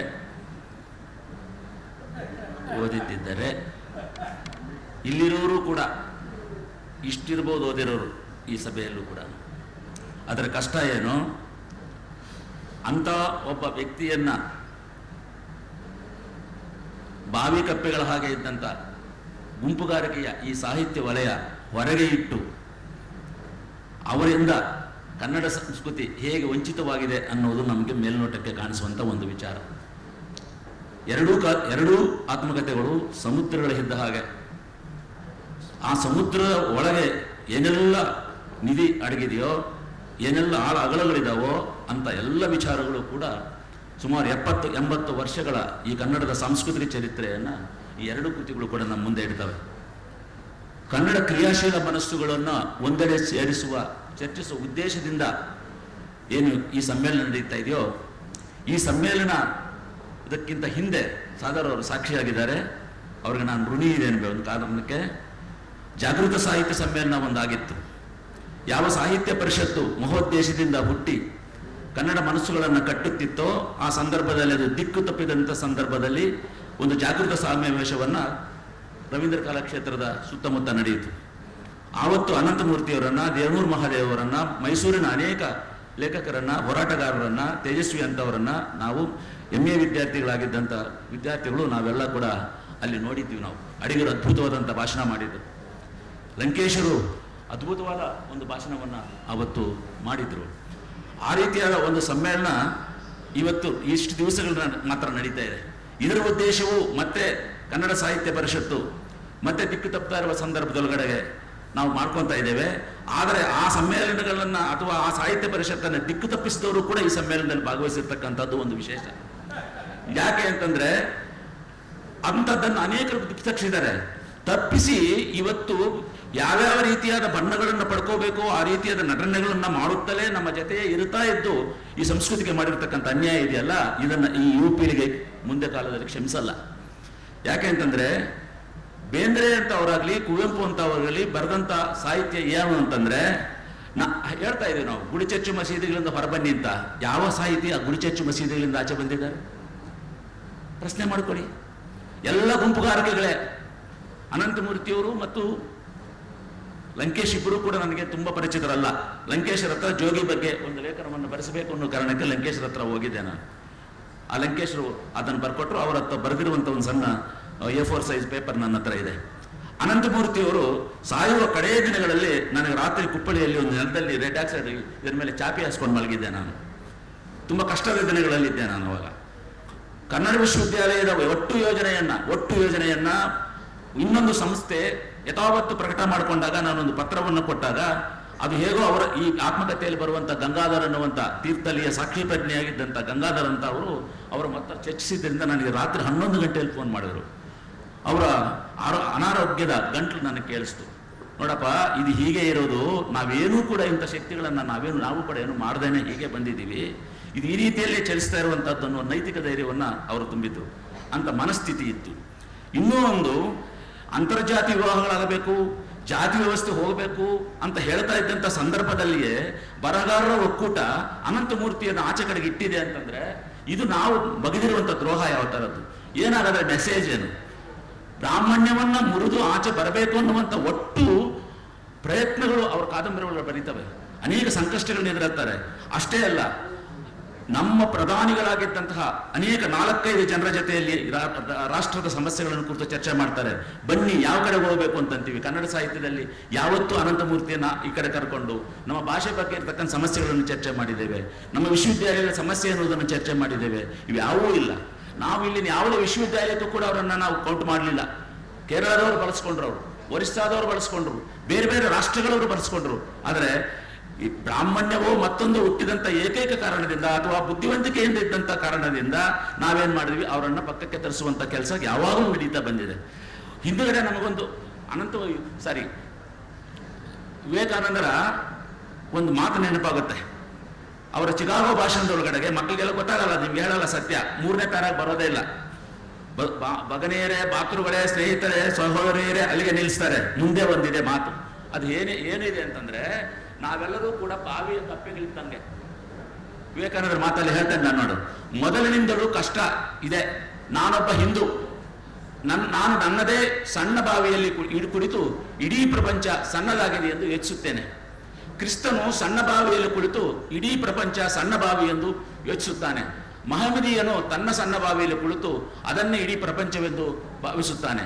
ಈ ಸಣ್ಣ ಸಣ್ಣ ಜಗತ್ತುಗಳ ತಡೆಗೋಡೆಗಳನ್ನು ಒಡೆದು ಬೀಳಿಸಲು ಮಾಡುತ್ತಿರುವ ಪ್ರಯತ್ನಕ್ಕಾಗಿ ಅಮೆರಿಕದ ಕನ್ನಡಿಗರು ನೀವು ಇಂಥ ಒಂದು ಉದ್ದೇಶಕ್ಕೆ ನೀವು ಕಾರಣರಾಗಿದ್ದೀರಿ ಅನ್ನೋ ಅಪ್ರಿಷಿಯೇಷನ್ ಮಾಡ್ತಾರೆ. ಇಲ್ಲೂ ಕೂಡ ಅನೇಕ ಸಾಹಿತ್ಯ ವಲಯಗಳಲ್ಲಿ ಒಬ್ಬರು ಸಹಿಸಲಾರದೆ ಸಮ್ಮದೇ ಆದಂತಹ ಕಪ್ಪೆ ಬಾವಿಗಳೆಲ್ಲ ಇವತ್ತಿಗೂ ಅಲ್ಲೇ ಕೊಳಿತಾ ಇರ್ತಕ್ಕಂಥ ಸನ್ನಿವೇಶದಲ್ಲಿ ನಾವಿದ್ದೇವೆ. ಆದರೆ ಇಂಥ ಸಮ್ಮೇಳನಗಳಾಗಬೇಕಾರತಕ್ಕೆ ಅಂದ್ರೆ ಒಡೆದ ಮನಸ್ಸುಗಳನ್ನ ಬೇಂದ್ರೆ ತುಂಬಾ ಅದ್ಭುತವಾಗಿ ಬರೀತಾರೆ. ಅವರ ಮಾತುಗಳನ್ನು ಗಮನಿಸ್ಬೇಕು ನಾವು. ನೋಡಿ, ಜಾಗೃತ ಸಾಹಿತ್ಯ ಸಮ್ಮೇಳನ ಏನಿತ್ತು ಅದು ಒಂದಷ್ಟು ವರ್ಷಗಳ ಕಾಲ ಒಂದು ಟಾನಿಕ್ ಆಗಿತ್ತು. ಪ್ರಶ್ನಿಸುವಂತ ಒಂದು ವಿಚಾರಗಳನ್ನ ಮಾಡಿತ್ತು. ನೋಡಿ,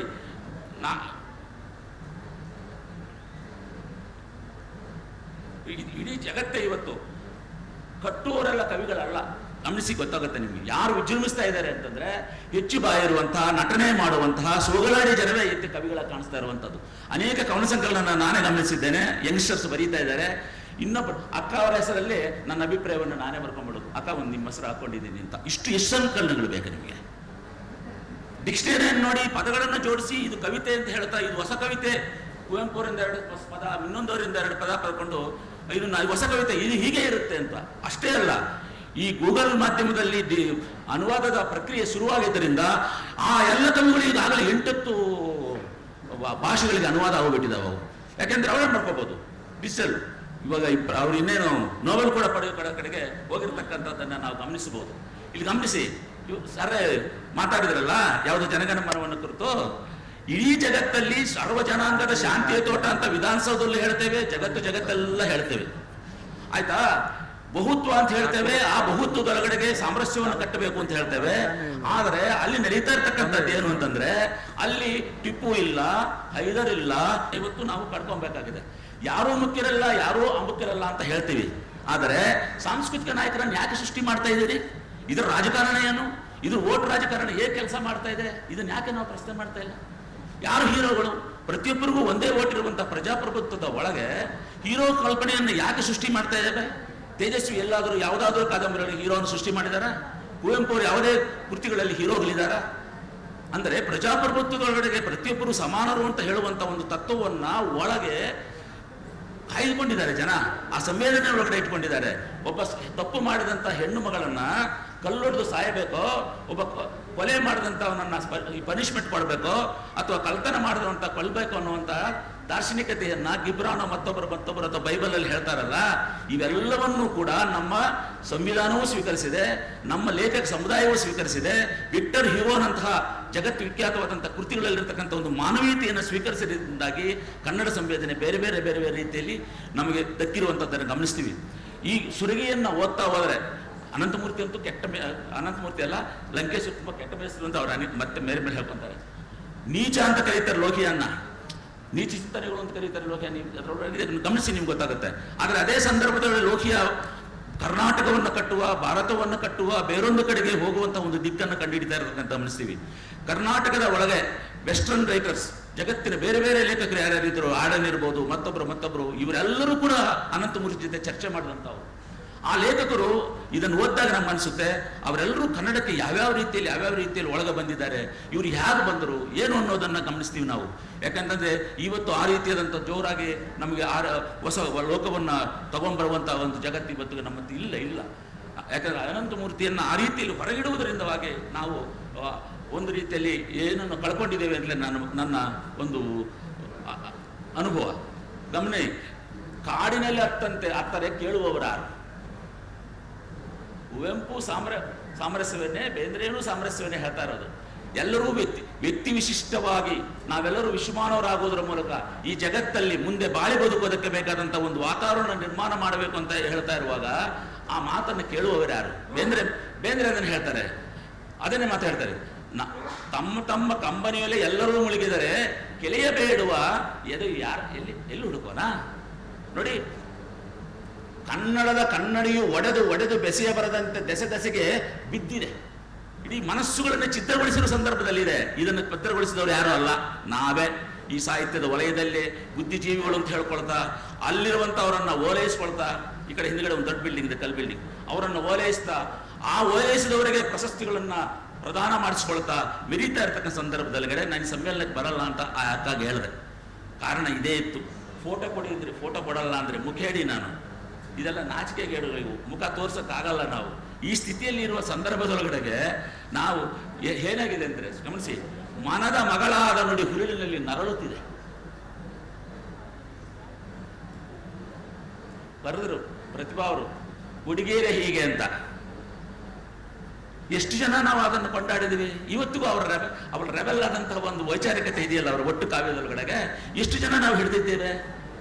ಯಾಕೆ ಅಂತಂದ್ರೆ ಇವಾಗಲೂ ಕೂಡ ನಾವೆಲ್ಲೆಲ್ಲಿ ಹುಟ್ಟಿದೀವಿ, ಯಾವ ಜಾತಿಯಲ್ಲಿ ಹುಟ್ಟಿದೀವಿ, ಇವನ್ಯಾರು ಅಥವಾ ಇವ್ಯಾರು ಅಂತ ತಿಳ್ಕೊಳ್ತಾ ಪಕ್ಕಕ್ಕೆ ಸರಿಸ್ತಾ ಹೋದರೆ ಸಾಮರಸ್ಯವನ್ನು ಕಟ್ಟುವುದಲ್ಲೇ ಹೊಸ ವಿದ್ಯಾರ್ಥಿಗಳಿಗೆ, ಹೊಸ ಪೀಳಿಗೆಗೆ ನಾವು ಹೊಸ ಮಾರ್ಗಗಳನ್ನು ಕಾಣಿಸುವುದು ಹೇಗೆ? ಒಂದು ಕಡೆ ಕುಳಿತು ಎಲ್ಲರೂ ಕೂಡ ಒಬ್ಬರನ್ನೊಬ್ಬರು ಸ್ಪರ್ಶಿಸುವ, ಒಬ್ಬರೊಬ್ಬರ ವಿಚಾರಗಳನ್ನು ಗೌರವಿಸುವ ಕಡೆಗೆ ನಾವು ಹೋಗದೇ ಇದ್ದರೆ ಎಷ್ಟು ಈ ಥರ ಸಮ್ಮೇಳನಗಳು ಏನು ಮಾಡಿದರೂ ಕೂಡ ಉಪಯೋಗ ಇಲ್ಲ. ಆಗಬೇಕಾಗಿರ್ತಕ್ಕಂಥದ್ದು ಇವತ್ತು ಏನು ಅಂತಂದರೆ ಒಟ್ಟಾಗಿ ಕೂಡುವ, ಒಟ್ಟಾಗಿರುವ, ಅಕ್ಕರೆಯಿಂದ ಬದುಕುವ ಒಂದು ಜಗತ್ತಿನ ಕಡೆಗೆ ನಾವು ಹೋಗಬೇಕಾದಂಥದ್ದನ್ನು ನಾವು ಈ ಎರಡೂ ಆತ್ಮಕತೆಗಳಲ್ಲಿ ನಾವು ಕಾಣಿಸ್ತೀವಿ. ಯಾಕೆಂದ್ರೆ ಅವರು ಎದುರಿಸಿದಂಥ ಅನೇಕ ಸಮಸ್ಯೆಗಳಿದ್ದಾವಲ್ಲ, ಅವೆಲ್ಲರನ್ನೂ ಕೂಡ ನಾವೆಲ್ಲ ಆ ಹಂತಗಳನ್ನು ದಾಟಿ ಹೋಗುವಂಥವ್ರೆ. ಎಷ್ಟೆಲ್ಲ ಅವಮಾನಗಳು, ಎಷ್ಟೆಲ್ಲ ಕಷ್ಟಗಳು. ಒಂದು ದಿವಸ ಅವರಿಗಿದ್ದಂತಹ ಬೇಡಿಕೆಗಳಲ್ಲಿ 5 ರೂಪಾಯಿ 10 ರೂಪಾಯಿ ಕೂಡ ಇಲ್ಲದೆ ನರಳುವಂಥ ಸ್ಥಿತಿಯಲ್ಲಿ ಗಮನಿಸ್ತೀವಿ. ಅನಂತಮೂರ್ತಿ ಅಂತೂ ನಾನು ಎಲ್ಲೋ ಬರೋರು ಅಂದ್ಕೊಂಡಿದ್ದೆ. ನಾನು ಕುಪ್ಪಳಿಯಲ್ಲಿ ಸುಮಾರು ಒಂದು 10 ವರ್ಷಗಳ ಕಾಲ ಇದ್ದೆ. ಹೆಜ್ಜೆಯಲ್ಲಿ ಅಲ್ಲೇ ಇದ್ದಾರೆ ಅವರ ಕುಟುಂಬ, ಮತ್ತೊಂದು ನಡೆದಿರ್ತಕ್ಕಂಥ ಎಲ್ಲ ವಿಚಾರಗಳು ಅಲ್ಲೇ ಬೆಳೀತಾ ವಿಕಾಸವಾಗ್ತಾ ಜಗದ್ವಿಖ್ಯಾತನಾಗಿ ಬೆಳೆದಂತಹ ಅನಂತಮೂರ್ತಿ ಇರ್ಬೋದು, ಅಥವಾ ಲಂಕೇಶ್ವರ ಅಂತ ಅವರು ತಮಗಿದ್ದಂಥ ಒಂದು ಇನ್ಫೀರಿಯಾರಿಟಿ ಇತ್ತಲ್ಲ, ಅದು ಅವರನ್ನು ಕಾಪಾಡಿತ್ತು. ಯಾವಾಗಲೂ ಕೂಡ ಸಂಕೋಚದ ಸ್ವಭಾವ ಇತ್ತಲ್ಲ, ಆ ಸಂಕೋಚದ ಸ್ವಭಾವ ಕೀರಮ್ಮ ಅಂತವರನ್ನ, ತೇಜಸ್ವಿ ಅಂತವರನ್ನ ಅಥವಾ ಗಾಂಧಿ ಅಂತವರನ್ನ ಅಷ್ಟು ದೊಡ್ಡಕ್ಕೆ ಇರುವಂಥದ್ದು, ಆ ಸಂಕೋಚ ನಮಗೆಲ್ಲರಿಗೂ ಹೋಗಿರುವುದರಿಂದ, ಲಜ್ಜೆಯೇ ಇಲ್ಲದೆ ಇರುವುದರಿಂದ ನಾವೇನು ಮಾಡ್ತಾ ಇದ್ದೀವಿ ಅಂದರೆ ಒಂದು ರೀತಿಯಲ್ಲಿ ಮೆರೆಯುವ, ಒಂದು ರೀತಿಯಲ್ಲಿ ವಿಜೃಂಭಿಸುವ ಈ ಕಡೆಗೆ ಹೋಗಿದ್ದೀವಿ ಅನ್ನುತ್ತೆ. ಈ ಕೃತಿಗಳು ಎರಡೂ ಓದಿದಾಗ ನನಗಂತೂ ನನ್ನನ್ನೇ ವಿಮರ್ಶೆ ಮಾಡಿಕೊಳ್ಳುವ ಒಂದು ನಾಚಿಕೆ ನನಗಾಯಿತು ಅಂತ ಅನಿಸುತ್ತೆ. ಅನಂತಮೂರ್ತಿಯವರನ್ನು ಹೊರಗಿಟ್ಟು ಈ ಎರಡೂ ಲೇಖಕರು ಕೂಡ ಯಾವುದೇ ಭಾಷೆಯಲ್ಲಿ ಹೆಮ್ಮೆ ಎಂದು ಹೇಳಿಕೊಳ್ಳುವಂಥ ಲೇಖಕರು.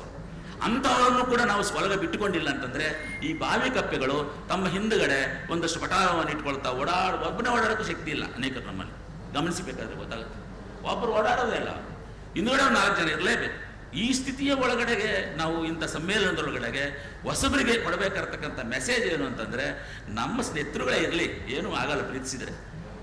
ಆ ಥರದ ಒಂದು ಸನ್ನಿವೇಶದಲ್ಲಿ ನಾವು ಬದುಕಬೇಕಾದ ಕಡೆಗೆ ಇಂಥ ಕೃತಿಗಳು ನಮ್ಮನ್ನು ಕರ್ಕೊಂಡು ಹೋಗ್ತವೆ ಅಂತ ನಾನು ಅಂದ್ಕೊಂಡಿದ್ದೇನೆ. ಗಮನಿ, ಕ್ಷಣಜೀವಿಗಳು ನಾವು, ಕಣ್ಣಾಚೆಗೆ ಕಾಣದಿರುವ ಕುರುಡರು. ನಮಗೆ ಕಂಡಿದ್ದೇ ದೊಡ್ಡ ಸತ್ಯ ಅಂತ ಅದನ್ನೇ ಅವ್ರು ಹೇಳ್ತಾ ಇರೋಂಥದ್ದು. ನೀರೆಲ್ಲವೂ ತೀರ್ಥ, ಕುವೆಂಪು ಹೇಳ್ತಾ ಇದ್ದಾರೆ, ಅದೇ ಮಾತೇ ಅದು. ನಮ್ಮ ಮನಸ್ಸುಗಳಲ್ಲಿ ಸೃಷ್ಟಿಯಾಗುವಂಥ ವಿಚಾರಗಳು ಕೂಡ ಮಹತ್ವವಾದದ್ದೇ. ಇನ್ನೊಬ್ಬರು ಕಾಣ್ತಾ ಇರತಕ್ಕಂಥದ್ದು ಸತ್ಯವಲ್ಲ ಅನ್ನೋ ರೀತಿಯಿಂದ ಹುಮ್ಮತನದ ವಿಮರ್ಶೆ ಇವತ್ತು ಮೆರೀತಾ ಇದೆ. ವಿಮರ್ಶಾ ವಲಯ, ಸಾಹಿತ್ಯ ವಲಯ ಆ ಥರದ್ದು ಬೆಳೀತಾ ಇರೋದರಿಂದ ಅಷ್ಟೇ ಅಲ್ಲ ನೋಡಿ, ತನ್ನದು ಅಲ್ಲದದು ತಲೆ ಎತ್ತಿ ತಂದು ತಲೆ ಕೆಡಿಸಿಕೊಳ್ಳುವ ಮೂಢ ಜಡಮಂದ ಪ್ರಾಣಿಗಳು ನಾವಲ್ಲೇ. ನೀನೊಂದು ಪಂಡಿತ ನಿಘಂಟು ಇದು. ಪಂಡಿತ ನಿಘಂಟುಗಳು ಏನೂ ಮಾಡಲಾರದು. ಸಹೃದಯತೆಯೇನೆ ಪಂಪನನ್ನು ಇಷ್ಟು ವರ್ಷಗಳ ಕಾಲ ಕಳ್ಕೊಂಬಿಡ್ತಕ್ಕಂಥದ್ದು. ಸಹೃದಯತೆಯೇ ಒಬ್ಬ ಲೇಖಕನನ್ನು ಮುಂದೊಂದು ಜಗತ್ತಿಗೆ ಸಾಗಿಸಿ ಅವರ ಇನ್ನೊಬ್ಬರ ಕೈಗೆ ನಾವು ಕೊಡುವಂಥದ್ದು. ಆ ಸಹೃದಯತೆ ನಮಗೆ ಬೇಕಾಗಿರ್ತಕ್ಕಂಥದ್ದು. ಅಂಥ ಕಡೆಗೆ ಈ ಕ್ರಿಯಾಶೀಲ ಮನಸ್ಸುಗಳನ್ನು ಒಂದು ಕಡೆ ಸೇರಿಸುವ ಮೂಲಕ ನಮ್ಮ ಮಧ್ಯೆ ಇರುವಂಥ ಒಂದು ಬಿರುಕುಗಳನ್ನು ಒಡೆದು ಹಾಕ್ಕೊಳ್ಳೋದ್ರ ಮೂಲಕ ಒಂದು ಹೊಸ ಹೆಜ್ಜೆಗೆ ಕಾರಣವಾಗ್ಬೋದು ಅಂತ ಅಂದ್ಕೊಂಡಿದ್ದೇನೆ. ಒಂದು ಜಾಗೃತಿ ಆವತ್ತು ಮೂಡಿತ್ತು ಹಿಂದೆ. ಎಷ್ಟು ಜನ ಎಲ್ಲೆಲ್ಲಿಂದ ಬಂದಿದ್ರು ಅವತ್ತು. ಆ ಥರದ ಒಂದು ಜಾಗೃತಿ ಮತ್ತೆ ಹೊಸದಾಗಲಿ, ಹೊಸ ಪೀಳಿಗೆಯ ಜೊತೆಗೆ ಒಳ್ಳೆಯ ಕೃತಿಗಳನ್ನು ಕೊಡೋಣ, ಆ ಥರದ ಕಡೆಗೆ ಹೋಗಬೇಕು ಅನ್ನುವಂಥದ್ದು ನನಗೆ ಈ 2 ಕೃತಿಗಳನ್ನು ಓದಿದಾಗ ನನಗನ್ಸಿದಂಥ ಮಾತುಗಳನ್ನು ಹೇಳ್ತಾ ಇದ್ದೇನೆ. ಯಾಕೆ ಅಂತಂದರೆ 1.5 ವರ್ಷ ಇದನ್ನು ಯಾರು ಫೋನ್ ಮಾಡಿದ್ರಲ್ಲ ಮೇಡಮ್ ಅವರು, ಆವತ್ತಿಂದ ಓದಿದ್ದೀನಿ. ನಿನ್ನೆ ರಾತ್ರಿ 2 ಗಂಟೆಗೆ ನಾನು ಅದನ್ನು ಮುಗಿಸಿದ್ದೀನಿ. ಏನು ಓದ್ಕೊಂಡು ನೀವು ಹೋಗ್ಬಿಡೋಕ್ಕಾಗಲ್ಲ. ಇದೇ 8 ನಿಮಿಷದಲ್ಲಿ ಎಷ್ಟು ಸುಳ್ಳು ಮಾತಾಡ್ಬೋದು, ಓದ್ದೇನೆ ಮಾತಾಡ್ಬೋದು. ಅನೇಕ ಬಿಡುಗಡೆ ಪುಸ್ತಕಗಳಿಗೆ ಹೋಗ್ತೀವಲ್ಲ, ಓದೇ ಇರಲ್ಲ. ಈ ಸ್ಥಿತಿಯಲ್ಲಿ ಓದು ಇದ್ದಿದ್ದು ನೋಡಿ, ಯಾವುದೋ ಇಷ್ಟು ಎಡಿಷನ್ ಆಯಿತು ಅಷ್ಟು ಎಡಿಷನ್ ಆಯ್ತು ಅಂತ ಸುಳ್ಳು ಸುಮ್ಮನೆ ತಗೊಂಡೋಗಿ ಇಟ್ಟವ್ರಷ್ಟೇ. ಓದಿದ್ರೆ ಹಿಂಗ್ಯಾಕಿರ್ತಿದ್ವಿ. ನಮ್ಗೆ ಅನಿಸ್ತಿತ್ತಲ್ಲ, ನಾನು ಹೆಜ್ಜೆಗೆ ಇಡುವಂಥ ಪ್ರತಿಯೊಂದು ಹೆಜ್ಜೆ ತಪ್ಪು ಅಂತ ನನಗೆ ಅನಿಸ್ತಿತ್ತಲ್ಲ, ಪಾಪ ಪ್ರಜ್ಞೆ ಕಾಡ್ತಿತ್ತಲ್ಲ, ಏನು ಅನ್ನಲ್ವಲ್ಲ, ಅಜ್ಜೇನೇ ಇಲ್ವಲ್ಲ. ಇದು ಹೋಗ್ಬೇಕು ನಮಗೆ. ನಮಸ್ಕಾರ. ಪಿ ಲಂಕೇಶ್ವರ ಹುಳಿ ಮಾವಿನ ಮರ ಹಾಗೆ ಅನಂತಮೂರ್ತಿಯವರ ಸುರಗಿಯ ಬಗ್ಗೆ ಬಹಳ ಖಾರವಾಗಿ ಮಾತಾಡಿದಂತಹ ಶಿವರೆಡ್ಡಿ ಸರ್ ಹಾಗೆ ಸುಬ್ಬುಹೊಲಿಯ ಸರ್ ಹಾಗೆ ತಾರಿಣಿ ಮೇಡಮ್ ಅವ್ರಿಗೆ ವಂದನೆಗಳನ್ನ ಸಲ್ಲಿಸ್ತಾ, ಅಲ್ಲ ಅದೆಲ್ಲ ಬಹುಶಃ ಲಂಕೇಶ್ ಮೇಸ್ಟ್ರು ಇದ್ದಿದ್ರೆ ಹಿಂಗೆ ಮಾತಾಡ್ತಿದ್ರೇನೋ ಅಂತ ಈಗ ಅನಿಸ್ತಾ ಇತ್ತು ನನಗೆ ಶಿವಾರೆಡ್ಡಿ ಸರ್ ಮಾತಾಡುವಾಗ.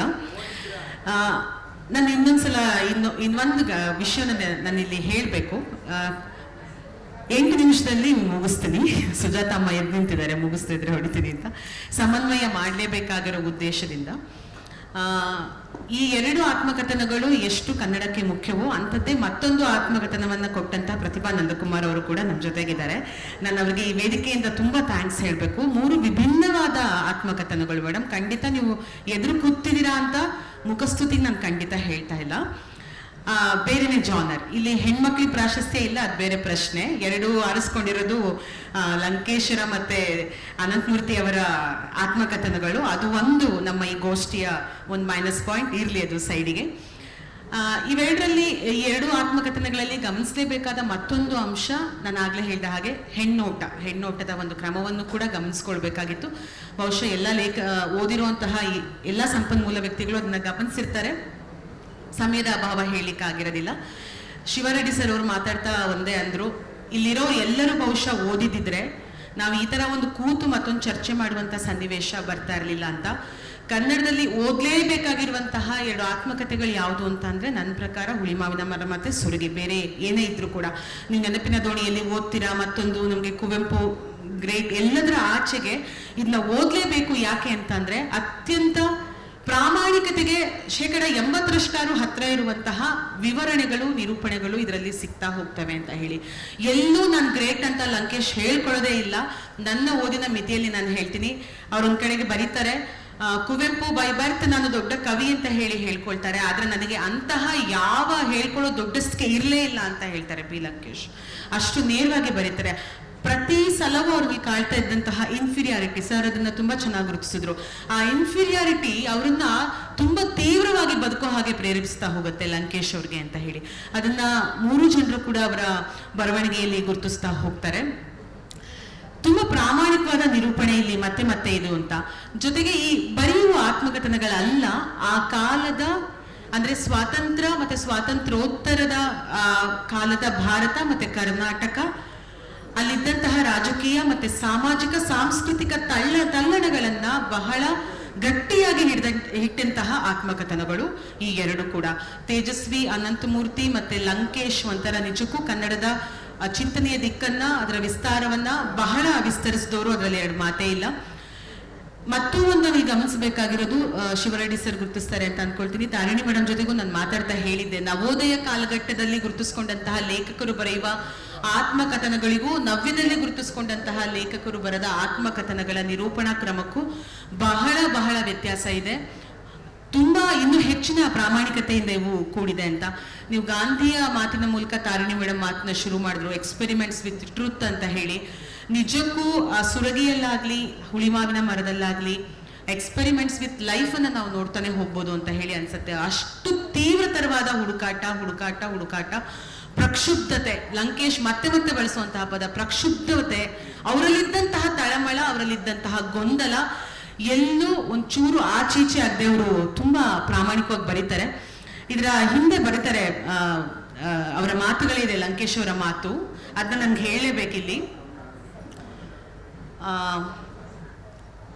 ಇಲ್ಲಿ ಹೇಳಿರುವುದರಲ್ಲಿ, ಈ ಕೃತಿಯಲ್ಲಿ ಹೇಳಿರುವುದರಲ್ಲಿ ಒತ್ತು, ಕೊಂಬು, ಕಾಮ ಸ್ವಲ್ಪ ಹೆಚ್ಚು ಕಮ್ಮಿ ಆಗಿರಬಹುದು, ಆದರೆ ಲೆಕ್ಕ, ವ್ಯಾಮೋಹ ಮತ್ತು ವಿಷಾದ ಮುಕ್ಕಾಗದೆ ಬಂದಿದೆ.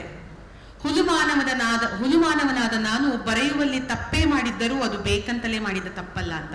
ಇಲ್ಲಿ ಬಂದಿರೋ ಸ್ಪೆಲ್ಲಿಂಗ್ ಮಿಸ್ಟೇಕ್ಗಳನ್ನ ಹುಡುಕ್ಬೇಡಿ, ಆದ್ರೆ ಇಲ್ಲಿ ಬಂದಿರುವ ದುಃಖ, ವಿಷಾದ, ಆ ಸಂಗತಿಗಳು ತೀರಾ ಹತ್ತಿರವಾಗಿವೆ ಅಂತ ಹೇಳ್ತಾರೆ. ಬಹುಶಃ ಈ ಅಂಶಗಳನ್ನ ಗುರುತಿಸುವಲ್ಲಿ ಈ ಗೋಷ್ಠಿ ತುಂಬಾ ಸಹಾಯಕ ಆಗಿದೆ ಅಂತ ಹೇಳಿ ನಾನು ಭಾವಿಸ್ಕೊಳ್ತೀನಿ. ಒಂದೇ ಒಂದು ನನ್ನ ವೈಯಕ್ತಿಕ ಅನುಭವವನ್ನು ನಾನು ಶೇರ್ ಮಾಡಬೇಕು. ಲಂಕೇಶ್ ಅವ್ರ ಜೊತೆಗೆ ಅವ್ರನ್ನ ಭೇಟಿ ಮಾಡೋ ಸೌಭಾಗ್ಯ ನನ್ನ ತಲೆಮಾರಿಗೆ ಇರಲಿಲ್ಲ. ಅನಂತಮೂರ್ತಿ ಅವರನ್ನ ಅವರ ಕೊನೆಯ ದಿನಗಳಲ್ಲಿ ಭೇಟಿ ಮಾಡೋ ಸೌಭಾಗ್ಯ ನಮ್ಗೆ ಸಿಕ್ಕಿತ್ತು. ನನ್ನ ಹಸ್ಬೆಂಡ್ ಕೂಡ ಇಲ್ಲೇ ಇದ್ದಾರೆ. ಇವತ್ತು ನಮ್ಮಿಬ್ರು ಮದುವೆಗೆ ಕಾರಣ ಯಾರು ಅಂತ ಹೇಳಿದ್ರೆ ಅದು ಬಹುಶಃ ಅನಂತಮೂರ್ತಿ ಅಂತ ನಾನಂತೂ ಯಾವಾಗ ಹೇಳುವಾಗ್ಲೂ ಎಮೋಷನಲ್ ಆಗ್ತೀನಿ. ನಾವಿಬ್ರು ಪ್ರೀತಿಸಿ ನನ್ನ ರಿಸರ್ಚ್ ಟಾಪಿಕ್ ಅನ್ನ ಆರಿಸ್ಕೊಂಡು ನಾನು ಅವ್ರ ಮನೆಗೆ ಅವ್ರ ಇಂಟರ್ವ್ಯೂಗೆ ಹೋದಾಗ ನಮ್ಮಿಬ್ಬರನ್ನ ನಿಜಕ್ಕೂ ಒಳ್ಳೆ ಮನಸ್ಸಿಂದ ಹರಿಸಿದ್ರು. ಅವ್ರು ಮಾಡಿದಂತ ಒಂದು ಮೆಸೇಜ್ ಕೂಡ ನನ್ನ ಹತ್ರ ಕೊನೆವರೆಗೂ ಇತ್ತು.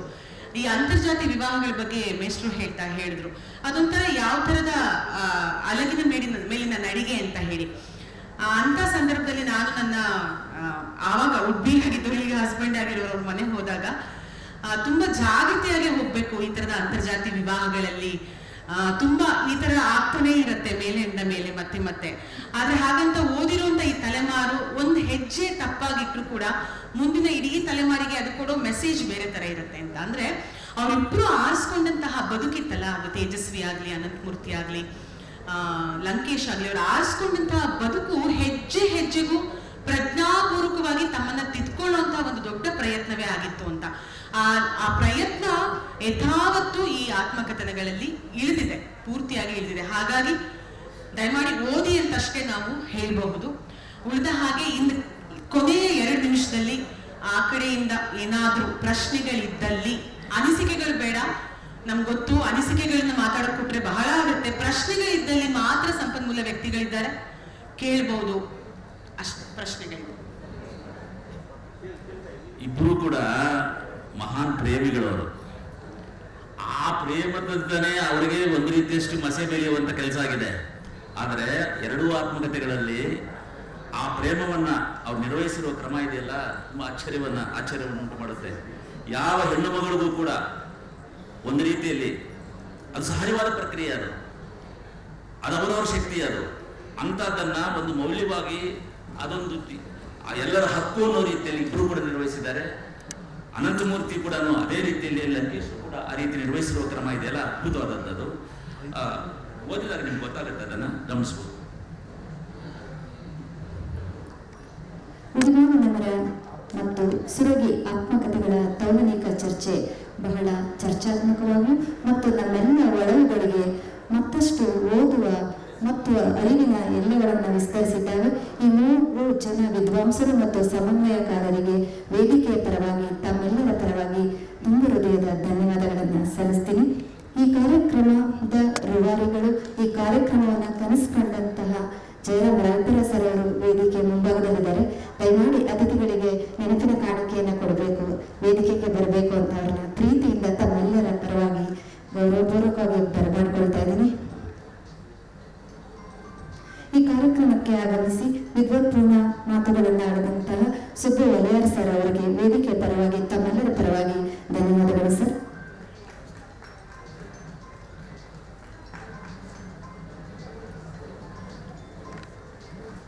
KC ಶಿವಾರೆಡ್ಡಿ ಸರ್ ಅವರು ಧನ್ಯವಾದಗಳು ಸರ್.